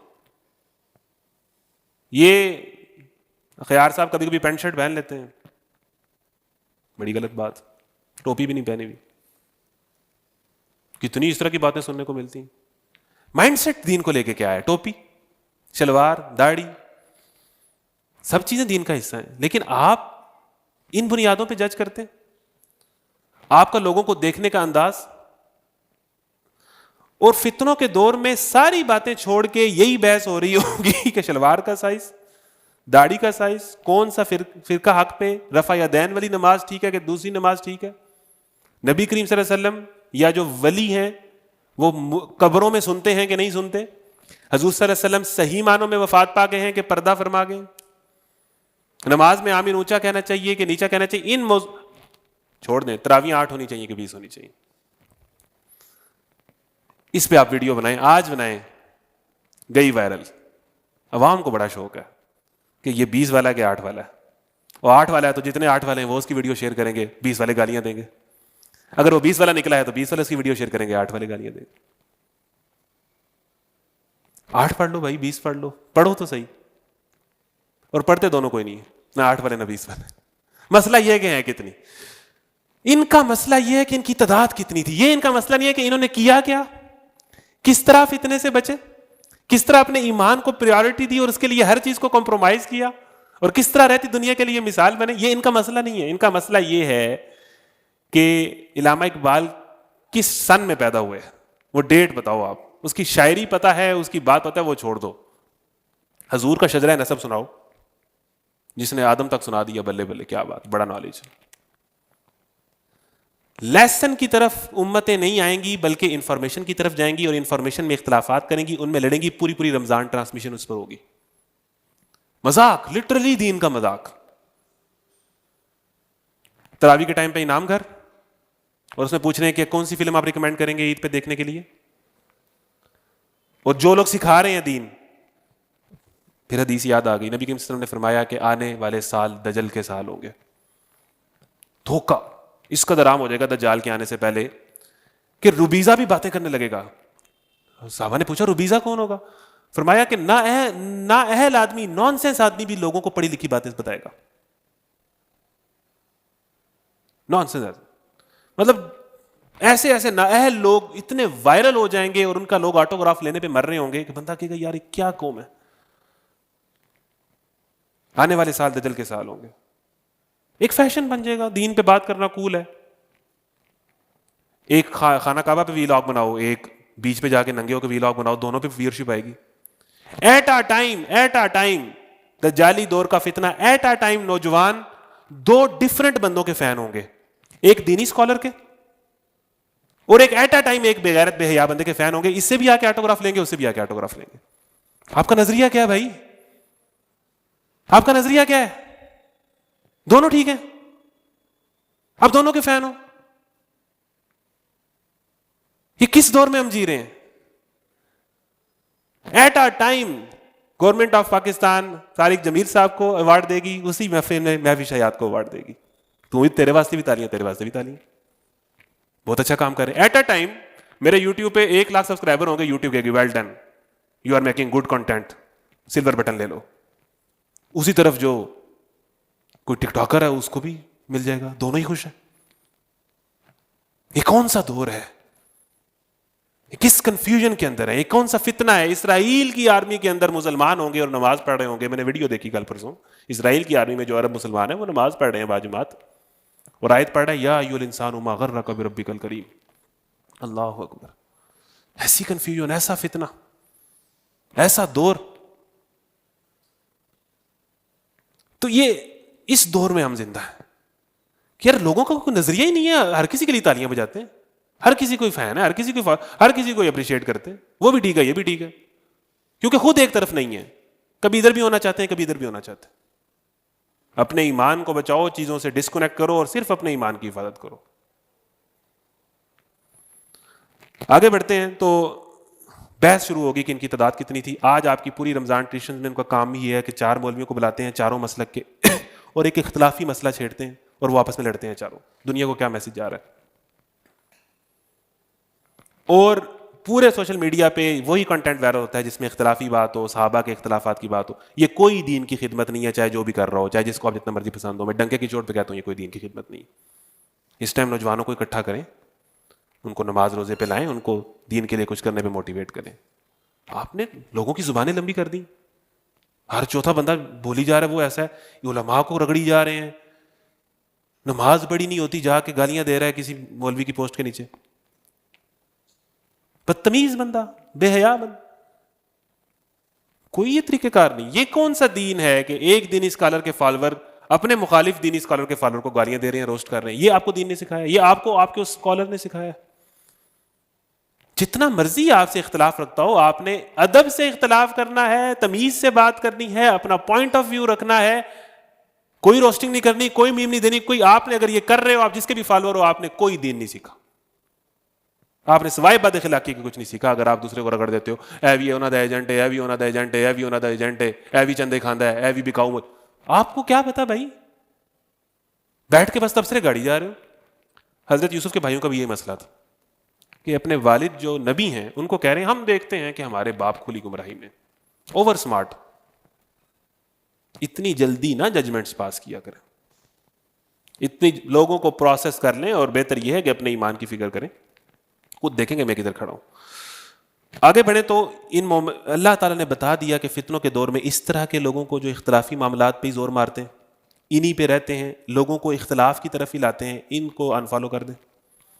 جو جوڑنے کی بات کرتا ہے، امت کو اکٹھا کر رہا ہے اور کامن ایشوز پر بات کرتا ہے جو سب کے مسائل ہیں اور اس ٹائم امت کو کینسر ہے، مریض کو کینسر ہوا ہے، زکام کی دوائی نہیں دیتا، کینسر کی دوائی دیتا ہے کہ اصل کر لو، پھر باقی بھی کرتے رہیں گے انشاءاللہ، کرتے رہیں گے. باہمی اختلافات ہیں، آپ کی نماز قبول ہوگی، ہماری نماز بھی قبول ہوگی، آپ کا مسلک بھی درست ہے، آپ کی نماز بھی جائز ہے. رفع یدین والوں کی قبول ہوگی، جو نہیں کرتے انہوں نے بھی کوئی دلیل حدیثیں لے کے آئے ہیں، ان کی بھی قبول ہوگی. تو ان موضوعات پہ ہم نہ کہ ہم 5 نمازوں پہ اتفاق کر لیتے ہیں، وہ پڑھ لینی چاہیے، باجماعت پڑھ لینی چاہیے. وہ کون پڑھتا ہے؟ باجماعت کون پڑھتا ہے؟ خوشو و خضوع سے کون پڑھتا ہے؟ تینوں پہ اتفاق ہے، یہ تینوں کام کوئی نہیں کرتا. تو ہمیں تو مسئلہ یہ ہے کہ پڑھتا کون سی والی ہے. تو یہ فتنہ بتا دیا. پھر اس کے بعد ٹائم آگے بڑھ رہا ہے تو اس کے بعد جو دوسری کہانی ہے میں اس کی طرف آؤں گا. اللہ اکبر. اور سورہ کہف سے جتنے لیسنز میں نے نکالنے تھے وہ نکال لیے. ٹھیک ہے. اب یہ ہے کہ اس والے سے آپ 2 سیریز میں ریکمینڈ کروں گا، سن لیں. میں تو بھائی ہر بندے کو ہی، جو بھی بندہ دین کی بات کر رہا ہے ہم اپریشیٹ ہی کریں گے. میں نے اس سورہ کہف کی تیاری کے لیے ساحل ادیم کو بھی سنا، جو بہت جدید باتیں کرتے ہیں، مطلب پورٹلز کی باتیں کرتے ہیں. وہ کہتے ہیں کہ ذوالقرنین آسمانوں پہ چلا گیا. اختلاف ہے نا، کچھ تو زمین کی بات کرتے ہیں، وہ کہتے ہیں پورٹلز اور سارا کچھ. مجھے ان میں سے بھی بہت ساری باتیں سیکھنے کو ملی، وہ بھی آپ سنیں، پوری سیریز ہے. اور اسی طریقے سے آپ مولانا سجاد نعمانی صاحب انڈیا سے ہیں، سورہ کہف اور فتنہ دجال، 15-20 گھنٹے کے لیکچرز ہیں ان کے، وہ بھی سنیں. وہ بالکل ٹریڈیشنل اسکول آف تھاٹ ہے. لیکن دونوں کا ایک بات پہ اتفاق ہے کہ سسٹم نہیں ہے دجال، فزیکلی آئے گا. لیکن اس سے پہلے اس قدر چیزیں. آپ کہتے ہیں کہ دجال کے ایک بندہ کانا ہے یا ایک آنکھ خراب ہے، ماتھے پہ اس کے کفر لکھا ہوا ہے، مومنین کو نظر آئے گا ماتھے پہ کفر لکھا ہوا ہے. تو بھئی کون پاگل ہے جو نماز بھی نہیں پڑھتا، ٹھیک ہے بے حیائی بھی کرتا ہے، زنا بھی کرتا ہے، لیکن یہ ہے کہ اللہ رسول کو مانتا ہے، جو میرے کو اسلامک سٹیٹس لگا دیتا ہے، اتنا کو مومن ہے. تو کیسے بھئی وہ بیوقوف ہے کہ اس کو کفر نہیں نظر آ رہا اور وہ کانا بھی ہے تو اس کی بات مانی جا رہی ہے؟ کیوں بھئی وہ ایسے کیوں کرے گا؟ سوال یہ ہے کہ کیا پاکستان کے اندر جو چیزیں اوپن کفر تھیں، کیا ان کو ایکسیپٹ نہیں کیا گیا؟ کیا ان کو نارملائز نہیں کیا گیا؟ کیا اسی یوتھ نے ان کا ساتھ نہیں دیا؟ LGBT آیا ہے آپ کے ملک میں، آپ کے فیورٹ اداکاروں نے ان فلموں میں کام کیا ہے، LGBT کو نارملائز کیا ہے، آپ نے اسٹل ان سے آٹوگراف لیے ہیں. LGBT کو ہم کیا کہیں گے؟ اوپن کفر نہیں ہے تو کیا ہے؟ تو یہ کوئی ایسی بات نہیں ہے کہ کوئی انہونی ہے، یہ سب کچھ ہو رہا ہے. یہ جتنی چیزیں اس نے آگے کرنی ہیں سب کچھ ہو رہی ہیں، ہو چکی ہیں، بس اس نے اب آنا ہے. آپ نے دیکھنا ہے کہ اس دور کے اندر میرے ایمان کے لیول کیا ہے اور میں اپنے ایمان کی حفاظت کے لیے کتنا کنسرنڈ ہوں. میری ٹاپ پریارٹی دولت، ڈگری، جاب ہے یا ایمان ہے؟ اور پھر اس کے بعد جو دوسرا پارٹ ہے میں اس پر آ کے انشاءاللہ اینڈ پر. معاذ بھائی آ گئے؟ مہربانی معاذ بھائی، بڑے لیٹ آئے آپ، انہوں نے بھی بات کرنی. دو دوستوں کی کہانی. وَاضْرِبْ لَهُمْ مَثَلَ الرَّجُلَيْنِ جَعَلْنَا لِأَحَدِهِمَا جَنَّتَيْنِ مِنْ أَعْنَابٍ وَحَفَفْنَاهُمَا بِنَخْلٍ وَجَعَلْنَا بَيْنَهُمَا زَرْعًا كِلْتَا الْجَنَّتَيْنِ آتَتْ أُكُلُهَا وَلَمْ تَظْلِم مِّنْهُ شَيْئًا. کہاں گیا جی؟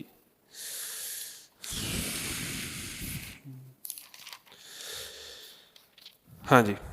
كلتا الجنتين آتت أكلها ولم تظلم منه شيئا وفجرنا خلالهما نهرا وكان له ثمر فقال لصاحبه وهو يحاوره أنا أكثر منك مالا وأعز نفرا ودخل جنته وهو ظالم لنفسه قال ما أظن أن تبيد هذه أبدا وما أظن الساعة قائمة ولئن رددت إلى ربي لأجدن خيرا منها منقلبا قال له صاحبه وهو يحاوره أكفرت بالذي خلقك من تراب ثم من نطفة ثم سواك رجلا لكن هو الله ربي ولا أشرك بربي أحدا ولولا إذ دخلت جنتك قلت ما شاء الله لا قوة إلا بالله إن ترني أنا أقل منك مالا وولدا. مشہور ہے، دوسری کہانی مشہور نہیں ہے، لیکن اصل بات تو دوسری کہانی میں. دو دوستوں کی کہانی. دو دوستوں کی کہانی جس میں سے ایک کے پاس پیسہ زیادہ آ گیا تھا. پیسہ زیادہ آ گیا تھا، اس کو اللہ نے باغ دیا، کھجور کا باغ، کئی طرح کے فروٹس، ایون اس کے باغ کے درمیان ایک نہر چلتی تھی جس سے وہ ساری فصلیں سیراب ہوتی تھی، اور اس باغ سے اس نے ٹھیک ٹھاک نفع کمایا. یعنی کہہ لیں کہ وہ بڑا ہی امیر ہو گیا، کروڑ پتی بن گیا، ارب پتی بن گیا. تو اس نے جب اسے یہ باغ ملا تو اس نے یہ بات کہی. جب وہ اپنی جنت میں داخل ہوا تو اس نے اپنے دوست سے کہا کہ مجھے نہیں لگتا کہ یہ دولت کبھی فنا ہوگی، اور مجھے توقع نہیں ہے کہ قیامت کی گھڑی کبھی آئے گی. دیکھیں یہ جو دولت ہے، یہ جو لگژریز ہے نا، یہ ڈائریکٹلی انسان قیامت کا انکار نہیں کرتا. سارے کہتے ہیں اللہ مالک ہے، اللہ دینے والا ہے، حرام کھاتے ہیں یہ کہتے ہیں اللہ مالک ہے، لیکن اس کا پریکٹیکلی جس طرح کا لائف سٹائل ہو جاتا ہے اس سے یہ نظر آ رہا ہوتا ہے کہ اس کا سرے سے کوئی ایمان نہیں ہے قیامت پر اور مرنے کے بعد زندگی پر جو یہ کام کر رہا ہے. دو تین باتیں میں انشاءاللہ کروں گا. قیامت کی گھڑی کب آئے گی مجھے نہیں لگتا. اپنا باغ دیکھ کے، اپنا پیسہ دیکھ کے، اپنا نیٹ ورک دیکھ کے، اپنی چین دیکھ کے، اپنے بلین ڈالرز کے اکاؤنٹ دیکھ کے اس نے کہا کہ مجھے نہیں لگتا کہ یہ دولت کبھی فنا ہو سکتی ہے، اور مجھے نہیں لگتا کہ یہ قیامت آئے گی. اگر یہ جو مولوی کہتے ہیں کہ اگر آ بھی گئی، اگر مجھے اپنے رب کے حضور پلٹایا بھی گیا تو ضرور اس سے زیادہ شاندار جگہ پاؤں گا. دیکھیں اگر اللہ نے مجھے دنیا میں اتنا دے دیا ہے تو اگر میں مروں گا بھی تو اللہ مجھے وہاں بھی دے گا، مجھے کسی وجہ سے ہی دیا نا. اب آپ دیکھیں کہ جو لوگ پورے کا پورا حرام سے کھا کے کہہ رہے ہوتے ہیں، وہ کہہ رہے ہوتے ہیں سب اللہ کا دیا ہوا ہے، ھذا من فضل ربی، اللہ کا شکر ہے، اس طرح کی باتیں کر رہے ہوتے ہیں. مطلب یہ ایسا نہیں ہے کہ باتوں میں تو وہ کر رہے ہوتے ہیں اور سارا ان کا کاروبار حرام کا بھی ہو. تو خیر اس نے اسی طرح کی بات کی کہ اس کا اسلام کا ایک ڈسٹارٹڈ ورژن اس کے اندر تھا کہ پتہ نہیں قیامت آنی ہے کہ نہیں آنی، لیکن اگر آ بھی گئی تو اگر دنیا میں اتنا کامیاب ہوں تو قیامت میں بھی اتنا کامیاب ہوگا.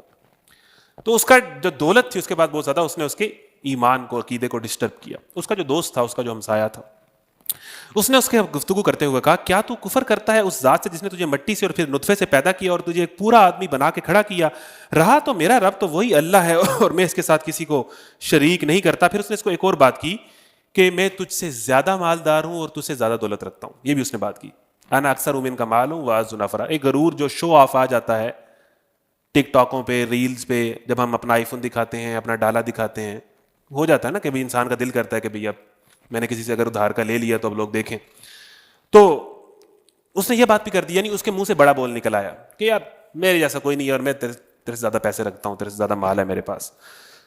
تو اس نے کہا کہ تو اللہ سے ڈر, تجھے نطفے سے, گندے قطرے سے ایک اللہ نے پیدا کیا ہے اور تو آکڑ دکھا رہا ہے, اور تو میرا رب تو وہی ہے جسے میں اس کے ساتھ کسی کو شریک نہیں کرتا. اس رب نے تجھے دولت دی ہے, وہ رزق اس کا ہاتھ میں, جس کو چاہے کام دے, جس کو چاہے زیادہ دے, وہی میرا رب ہے, وہی تیرا رب ہے. رزق اس نے ہی تجھے دیا ہے اور مجھے بھی وہ دیتا ہے. اس کی مرضی, جس کو جتنا چاہے دے, وہ بد کو بھی زیادہ دے سکتا ہے, وہ نیک کو بھی زیادہ دے سکتا ہے.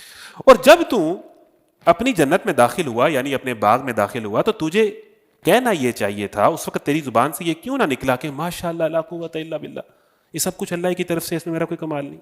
تجھے تو یہ باتیں کہنی چاہیے تھی, اللہ کو کریڈٹ دینا چاہیے تھا. اگر مجھے مال اور اولاد میں اپنے سے کم تر پا رہا ہے تو بعید نہیں کہ میرا رب مجھے تیری جنت سے بہتر عطا فرما دے.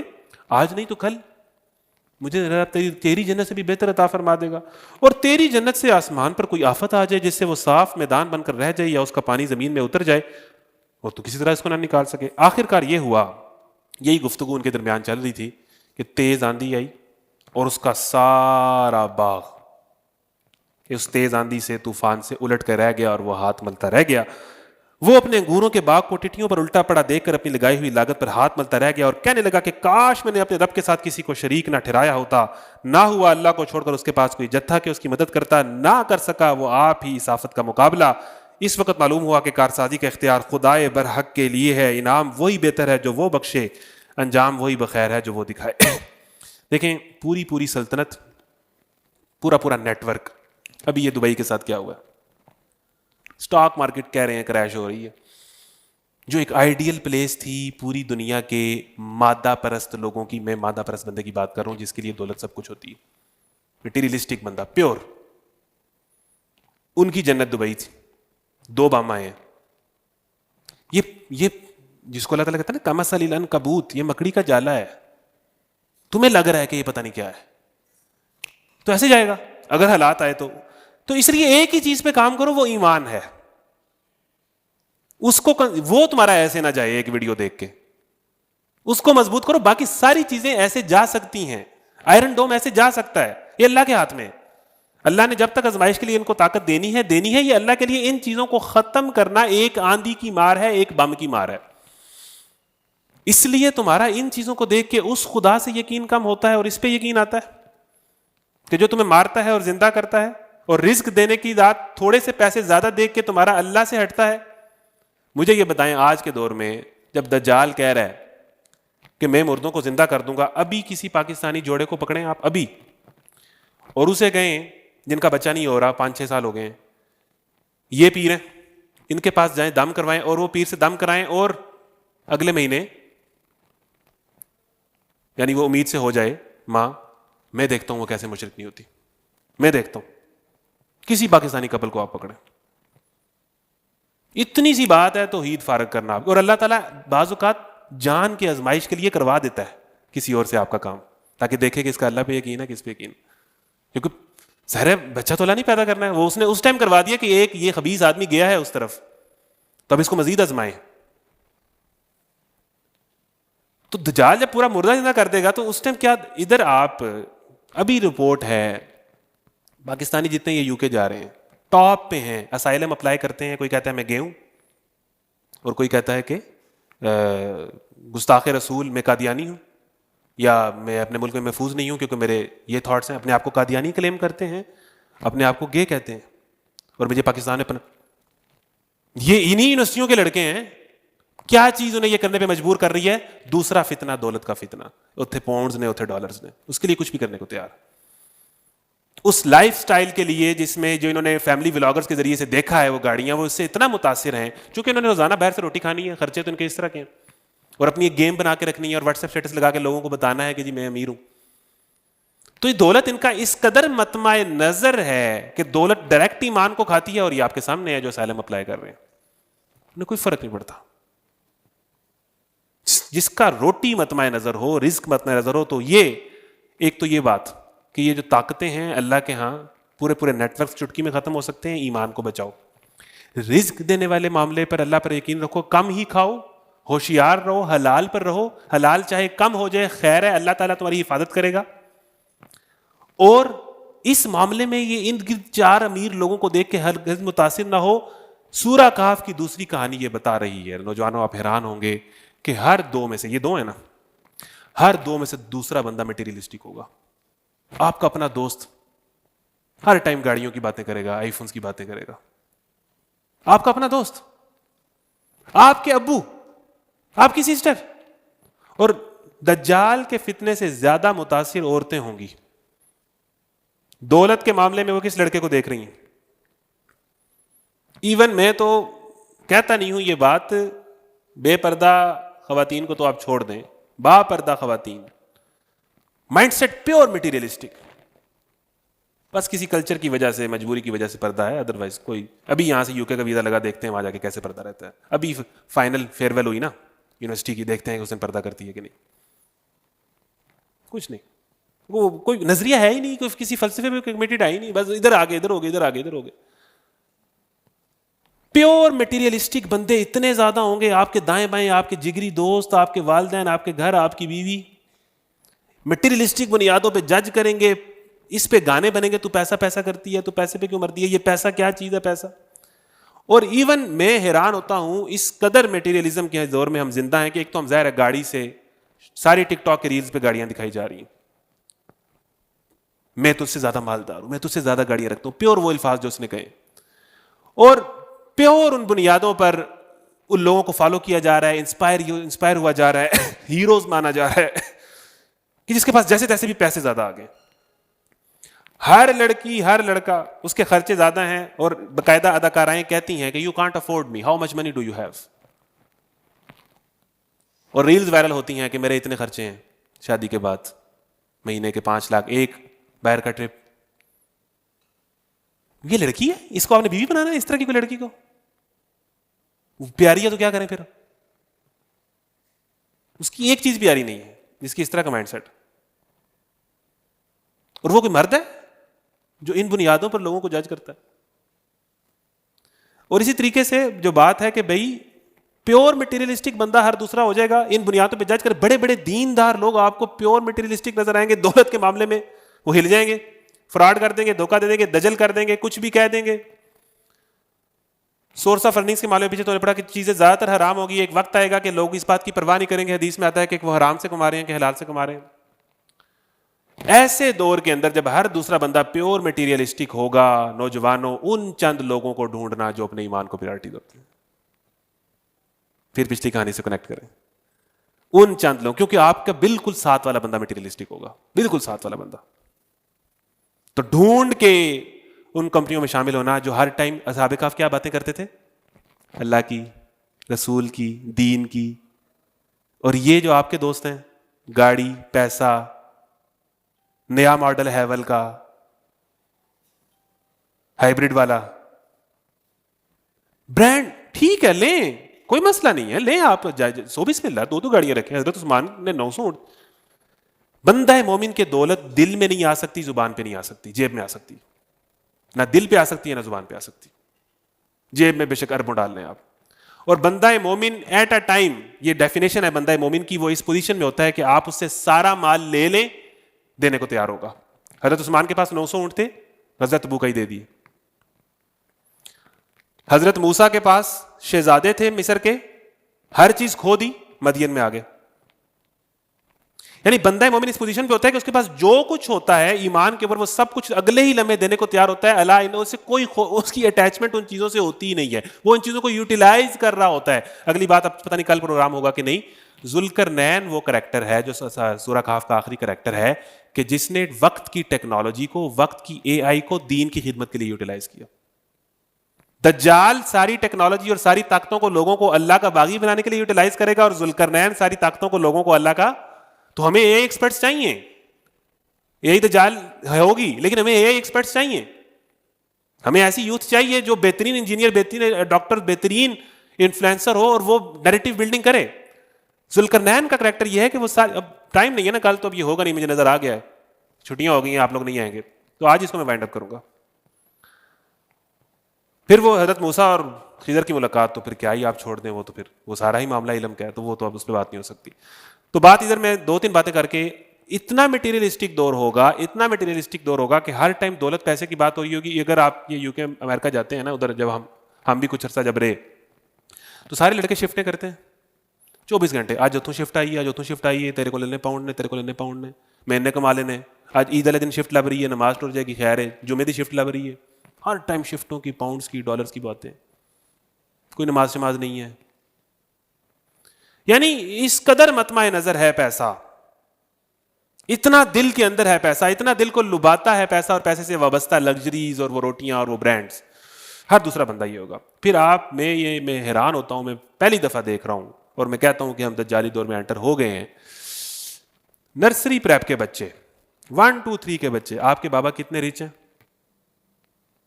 یہ ہم نہیں تھے کرتے باتیں, یہ نہیں تھی ہمیں پتا کہ لوگوں کو اس بنیاد پہ جج کرنا ہوتا ہے, لوگوں کو اس بنیاد پہ ڈیل کرنا ہوتا ہے.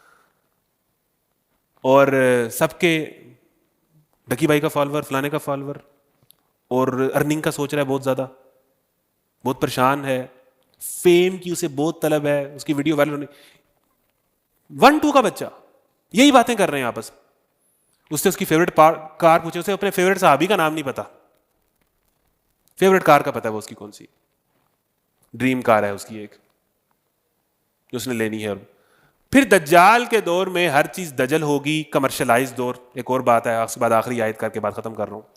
بچے تک کے اوپر دولت کی باتیں ہوں گی, پیسے کی باتیں ہوں گی, فیم کی بات. دولت کا فتنہ, ایمان, علم کا فتنہ اور طاقت کا فتنہ, یہ 4 کنیکٹڈ ہیں. یہ تینوں چیزیں بیڑا غرق کرتی ہیں ایمان کا. ان تینوں چیزوں کو دل میں نہ آنے دینا, اپنی ایمان کی حفاظت کرنا, ان لوگوں میں شامل ہو جانا, ہوشیار رہنا. پھر دجل کے دور کے اندر ہر چیز فیک ہوگی. جو اس کا کام ہے کرنے کا وہ کام نہیں کرے گا. ایجوکیشن سسٹم دجل ہے, اس کا کام ہے آپ لوگوں کو جاب دینا, یہ جاب ہی تو نہیں دیتا آپ کو. میڈیا کا کام ہے سچی خبریں بتانا, یہ وہی تو آپ کو نہیں سناتا. ٹھیک ہے, ہر چیز کمرشلائز ہے. کوئی جم کرتا ہے تو اس کے ایسے ایسے پروٹین شیکس ہیں, یعنی اس کی صحت میں اس کا اتنا کو پیسہ لگ جائے گا. ہر چیز کمرشلائز ہے, ایون ہر چیز کمرشلائز, ہر چیز. ایون دین کا کام جو بندہ کر رہا ہے اس کے بھی مٹیریل گولز ہیں, اس کے بھی مٹیریل گولز ہیں. اور دجال جب آئے گا تو دجال بہت بڑا ریلیجیس, ایسے مطلب ایک بڑا زبردست بندہ ہوگا, ریلیجیس لیڈر کے طور پر آئے گا, یہودیوں عیسائیوں کو اپنے ساتھ ملائے گا. اور یہ بھی آتا ہے کہ حرم سے نکل کر, حرم کی صفوں سے نکل کر لوگ دجال کے ساتھ مل جائیں گے. بڑے بڑے اسلامک اسپیکر اور اسکالرس دجال کے ساتھ مل جائیں گے,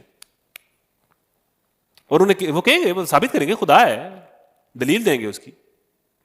یہ والا فتنہ ہوگا, اس قدر دجل ہوگا. اور وہ ایک ریلیجیس لیڈر, پاپولر لیڈر کے طور پر ابھرے گا, وائرل ہوگا دنیا کے اندر. آج ہم دیکھتے ہیں نا, کبھی کوئی امریکہ سے بندہ وائرل ہو گیا, کبھی ادھر بڑی اس کو فیم مل گئی. وائرل ہونا تو مشکل نہیں ہے نا. اب وہ ایسا وائرل ہوگا کہ وہ لوگ کہیں گے بلے بلے. پھر وہ خدمت بھی کرے گا, وہ اسلحوں کو بھی ختم کر دے گا, وہ یہودیوں کے متعلق پیس بھی, جنگیں بھی ختم کروا دے گا. پھر وہ پولیٹیکل لیڈر کے طور پر ابھرے گا. پہلے وہ ریلیجیس لیڈر ہوگا, پھر پولیٹیکل, یعنی وہ پوری دنیا کے اندر اپنی وہ گیم بنائے گا, اپنا ایک گڈ ول بنائے گا. اس کے بعد پھر اس نے جو کرنا ہے وہ کرے گا. تو اس کی فالوئنگ تو بہت زیادہ ہوگی. پھر بڑی فوج اس کے اندر, اس لوگوں کی فوج ہوگی کہ جو مسلمان ہوں گے. امام مہدی کے لشکر میں 12,000 بندہ ہوگا. اب میرا آپ سے یہ سوال ہے کہ کیا آپ, چلیں آپ نے قیامت نہ دیکھی, آپ کے بچے تو دیکھیں گے جو دور آ رہا ہے. کہہ سکتے ہیں نا, ہم ایک اندازہ لگا سکتے ہیں نا کہ یار میرا بچہ جب 50 سال کا ہوگا تو مجھے تو لگتا ہے کہ کچھ ہو چکا ہوگا. یا میں یہ کہہ سکتا ہوں کہ میرا جو نواسا ہے, یا میرا جو کیا کہیں گے بیٹے کا بیٹا پوتا ہے, وہ دیکھ, یعنی آپ کی ہو سکتا ہے سیکنڈ جنریشن یہ دیکھ لے یہ جنگ. کیا بتا رہے ہو آپ اپنے بچوں کو, کیا دیکھ رہے ہیں وہ ٹک ٹاک پہ, اور آپ جب میاں بیوی گاڑی میں جاتے ہیں تو کیا لگایا ہوتا ہے آپ نے, دلیاں گلنا, اور آپ کا بچہ اپنے ماموں کو کس چیز پہ ڈانس کر کے دکھاتا ہے. یہ امام مہدی کے لشکر میں شامل ہوگا, یہ دجال کا فرنٹ لائنر ہوگا, جس نے ہر چیز کمپرومائز کر کے لڑنے جانا ہے. یہ جو جین زی کی مائیں ہیں, مجھے ڈر لگتا ہے ان کو جب ملو آگے سے یوں کر دیتی, اور ان کا زندگی کا مقصد ہے اپنے ہسبینڈ کے ساتھ جا کے ہنزا میں یہ والا نشان بنانا, چنگے پلے بندے کو باندر بنا دیتی. ان کی اگر آپ باتوں میں آئے اور ان کی جو حرکتیں نہیں ایسی ایستھیٹکس, اور میں کچھ بول دوں گا, انہوں نے اپنے بچوں کو موسیٰ بنانا ہے. خدا کے لیے بھائی مومن بنے, مرد بنے, عورت بنے, اپنے بچوں کو سوچیں کہ یہ فیس کر رہے ہیں فتنہ بڑا پیک لیول کا. ہم نے یونیورسٹیوں میں جو دیکھا ہے, آپ جو بھی کر رہے ہو کل کو اپنے بچوں کو کیسے روکو گے, میں پوچھ رہا ہوں.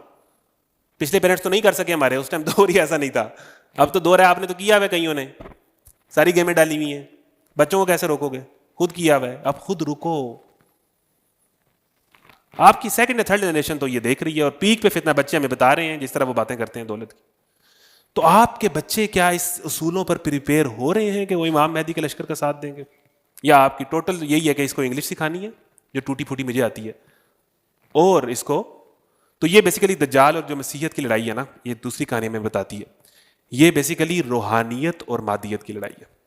روحانیت 70-80% دنیا سے ختم ہو چکی ہوگی, لوگ روحانی باتوں کو نہیں لفٹ کرائیں گے, اور روحانیت پر یا اپنی تزکیے پر کام کرنا کوئی بہت زیادہ نہیں اچھا سمجھا جائے گا, اور پریکٹیکلی ہر چیز کمرشلائز ہو جائے گی, میٹیریل ہو جائے گی, کہ مادیت اتنی بڑھ جائے گی کہ ایون دین بھی بیچا جائے گا, رمضان ٹرانسمیشن بھی ویورشپ کے لیے ہوگی, ہر چیز سے ارننگ کا ایک سلسلہ ہوگا, چیزیں پیور میٹیریلسٹک بنیادوں پر کی جائیں گی. اور دجال اور مسیحیت کی جو لڑائی ہے وہ بیسیکلی مادیت اور روحانیت کی لڑائی ہے. اب آپ دیکھ لیں کہ میں روحانی طور پر کتنا مضبوط ہوں, جتنے آپ مضبوط ہیں اتنا آپ ان لوگوں کے ساتھ ہوں. اس لیے ایک سارٹ آف ڈسکنیکٹ اس میوزک سے, اس ریل سے, اس ٹک ٹاک سے کرنا پڑے گا. اعتکاف بیٹھنا پڑے گا, اپنے آپ کو ریوائیو کرنا پڑے گا, اپنے آپ کو بند کرنا پڑے گا, اور اسی کا ذکر پھر چھیڑو کہ آنسو ٹوٹ کر نکلے. مجھے دل کے سبھی پردے نمی سے پاک کرنے, اپنی صفائی کرنی پڑے گی, بت اندر سے نکالنے پڑیں گے. تو اس لیے یہ جو دو دوستوں کا فتنہ ہے, اس بنیاد پر یہ جو فتنہ آ رہا ہے میٹیریلزم کا, یہ بہت بڑا ہتھیار ہے ایمانوں کو خراب کرنے کا, ڈسٹارٹ کرنے کا, دولت کو مطمع نظر بنانے کا, اور ایمان سے ریلیٹڈ ایکٹیویٹیز کمپرومائز ہو جاتی ہیں. تو پے کرو ہر چیز. پھر اللہ تعالیٰ کہہ رہا ہے کہ وہ رزق کے معاملے میں بھی کیسے تھے, آگے دولت کا فتنہ آیا, کم پکیزہ کھانے پینے کا رزق مل جائے, اور آپس میں ان کی کمپنی, ان میں باتیں کیسی تھی, دولت کی باتیں نہیں تھی, اللہ رسول کی باتیں تھیں, ایسی کمپنی تھی وہ. پھر اس کے بعد انہوں نے اپنے آپ کو غار میں محفوظ کیا, اور اس کے بعد اللہ تعالیٰ نے ان کی حفاظت کی. ٹھیک ہے نا, تو اس لیے کہ انہوں نے ان ہر چیزوں کو, دولت, طاقت, شہرت کو, اگر انہیں جہاں بھی ناجائز طریقے سے نظر آ رہی تھی چھوڑ دیا, ایون فیملیز کو چھوڑ دیا, قربانی دی پراپرلی. ہم سے ایک دوست نہیں چھوڑا جاتا, ایک کلاس نہیں چھوڑی جاتی, ایک کمپنی نہیں چھوڑی جاتی, بھائی پے بیک کرو, ہمت کرو, قربانی کرو. 4 قربانیاں آپ نے دے دی نا, اور ایک دفعہ آپ کا صحیح بریک اپ ہو گیا, صحیح دل ٹوٹ گیا, صحیح آپ نے 2 مہینے اسٹرگل میں گزارے اللہ کے لیے, تیسرے مہینے اللہ کی مدد آئے گی, اور پھر آپ کا دین میں دل لگے گا, پھر آپ کا سینہ اسلام کے لیے کھلے گا. لیکن آپ نے 2 مہینے تو پوار چھوڑنی ہے نا میرے بھائی, ایک ہفتہ تو نہیں چھوڑنی, 2 مہینے تو اپنے. جب یوسف نے زلیخا کو نہ کی, یہ وہ مومنٹ تھی, کذالک لنصرف عنہ السوء والفحشاء, ہم نے اسے بدی اور بے حیائی کو دور کر دیا. پہلے کچھ کیا, ثابت تو کرو کہ تم پاک باز ہو گئے ہو, وہ کر نہیں پا رہے تم. واللہ اللہ کی مدد آئے گی اگر قرآن سے تعلق ہے, اچھی کمپنی ہے, اور اپنے آپ کو تبدیل کرنے کا فیصلہ کیا ہے, اور 2-3 مہینے صحیح اسٹرگل کیا ہے, بور ہوئے ہو, ذلیل ہوئے ہو, ریڈ لائن لگائی, میں نے یہ نہیں کرنا, میں نے یہ نہیں دیکھنا, میں نے نظر کی حفاظت کرنی ہے, میں نے میوزک نہیں سننا. تیسرے مہینے اللہ کی مدد آپ کا دن میں دل لگ جائے گا, اور آپ کہو گے کیا مزہ تھا, جس زندگی میں پہلے تھا وہ تو جہنم تھی. پھر اللہ تعالیٰ اس آیت پہ, اس رکوع کو, اس چیپٹر کو اینڈ کرتا ہے, المال والبنون زینۃ الحیات. سورہ کہف کی میری فیوریٹ آیت. المال والبنون زینت الحیات والباقیات الصالحات. یہ مال اور یہ زینتیں، یہ پیسہ اور یہ بیٹے، اولاد عربوں میں بیٹے، اولاد نرینہ، اس پہ بڑا فخر کیا جاتا تھا. ایک معنی اس کا یہ بھی ہے کہ ان دو چیزوں کو یوٹیلائز کر دو، قربان کر دو اللہ کے لیے، جتنا پیسہ ہے لگا دو کسی اچھے کام میں، کسی خوب کی تکمیل میں مارے جائیں. دوسرا یہ ہے کہ اولاد کو لٹرلی تیار کر دو، موسیٰ کی طرح، اسماعیل کی طرح قربان ہونے کے لیے، دین کی خاطر زندگی گزارنے کے لیے. دوسرا یہ ہے ادروائز المال والبنون زینت الحیات. نوجوانوں سورہ کہف پڑھ رہے ہو، یہ مال اور یہ بیٹے دنیا کی زینت ہے. جو چیز باقی رہ جائے گی، جس پہ تمہیں انویسٹ کرنا چاہیے، انویسٹ اس چیز پہ کرتے ہیں جو باقی رہتی ہے، پائیدار ہوتی ہے، لمبی چلتی ہے. انویسٹمنٹ کرنے والوں، انویسٹمنٹ پلانز کرنے والوں، چائے کے ڈھابے میں بیٹھ کے بڑے بڑے بزنس سوچنے والوں، کس چیز پہ انویسٹ کرو؟ والباقیات الصالحات. جو چیز باقی رہ جائے گی وہ تمہارے نیک اعمال ہیں. جتنے کر سکتے ہو، جو والنٹیئر ورک کر سکتے ہو، جو ارد گرد آرگنائزیشن نظر آتی ہے اسلامک، اس کا دستور بن جاؤ، اس میں لگ جاؤ. جو سمجھ آتی ہے نیکی کر دو.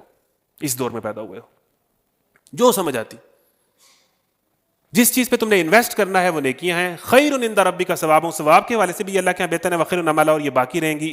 انجام کے حوالے سے بھی یہی بہتر ہے. باقی ساری چیزوں کا انجام برا ہے. کوٹھیاں منگلے سب ٹر جانے، جاد لے کھانے اک پھیری.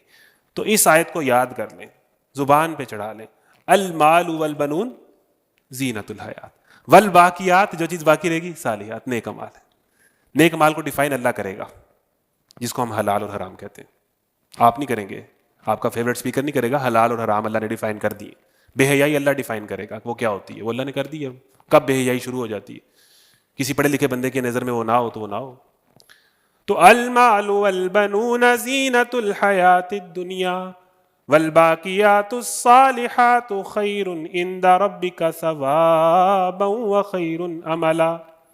اللہ تعالیٰ ہمیں فتنوں کے دور میں فتنوں سے محفوظ رکھے. اللہ تعالیٰ ہمیں فتنوں کے دور میں اپنے ایمان کی حفاظت کرنے کی توفیق دے. اللہ تعالیٰ ہم سب نوجوانوں کو ان فتنوں کے لیے پورے دھڑلے سے اور پوری طاقت اور جرت سے تیار کر کے اپنے آپ کو اس گروپ کا حصہ بنائے کہ جن کی اللہ تعالیٰ نے حفاظت کی، جن لوگوں نے اپنے ایمان کی حفاظت کی. آپ سب لوگوں کا بہت شکریہ، جزاکم اللہ.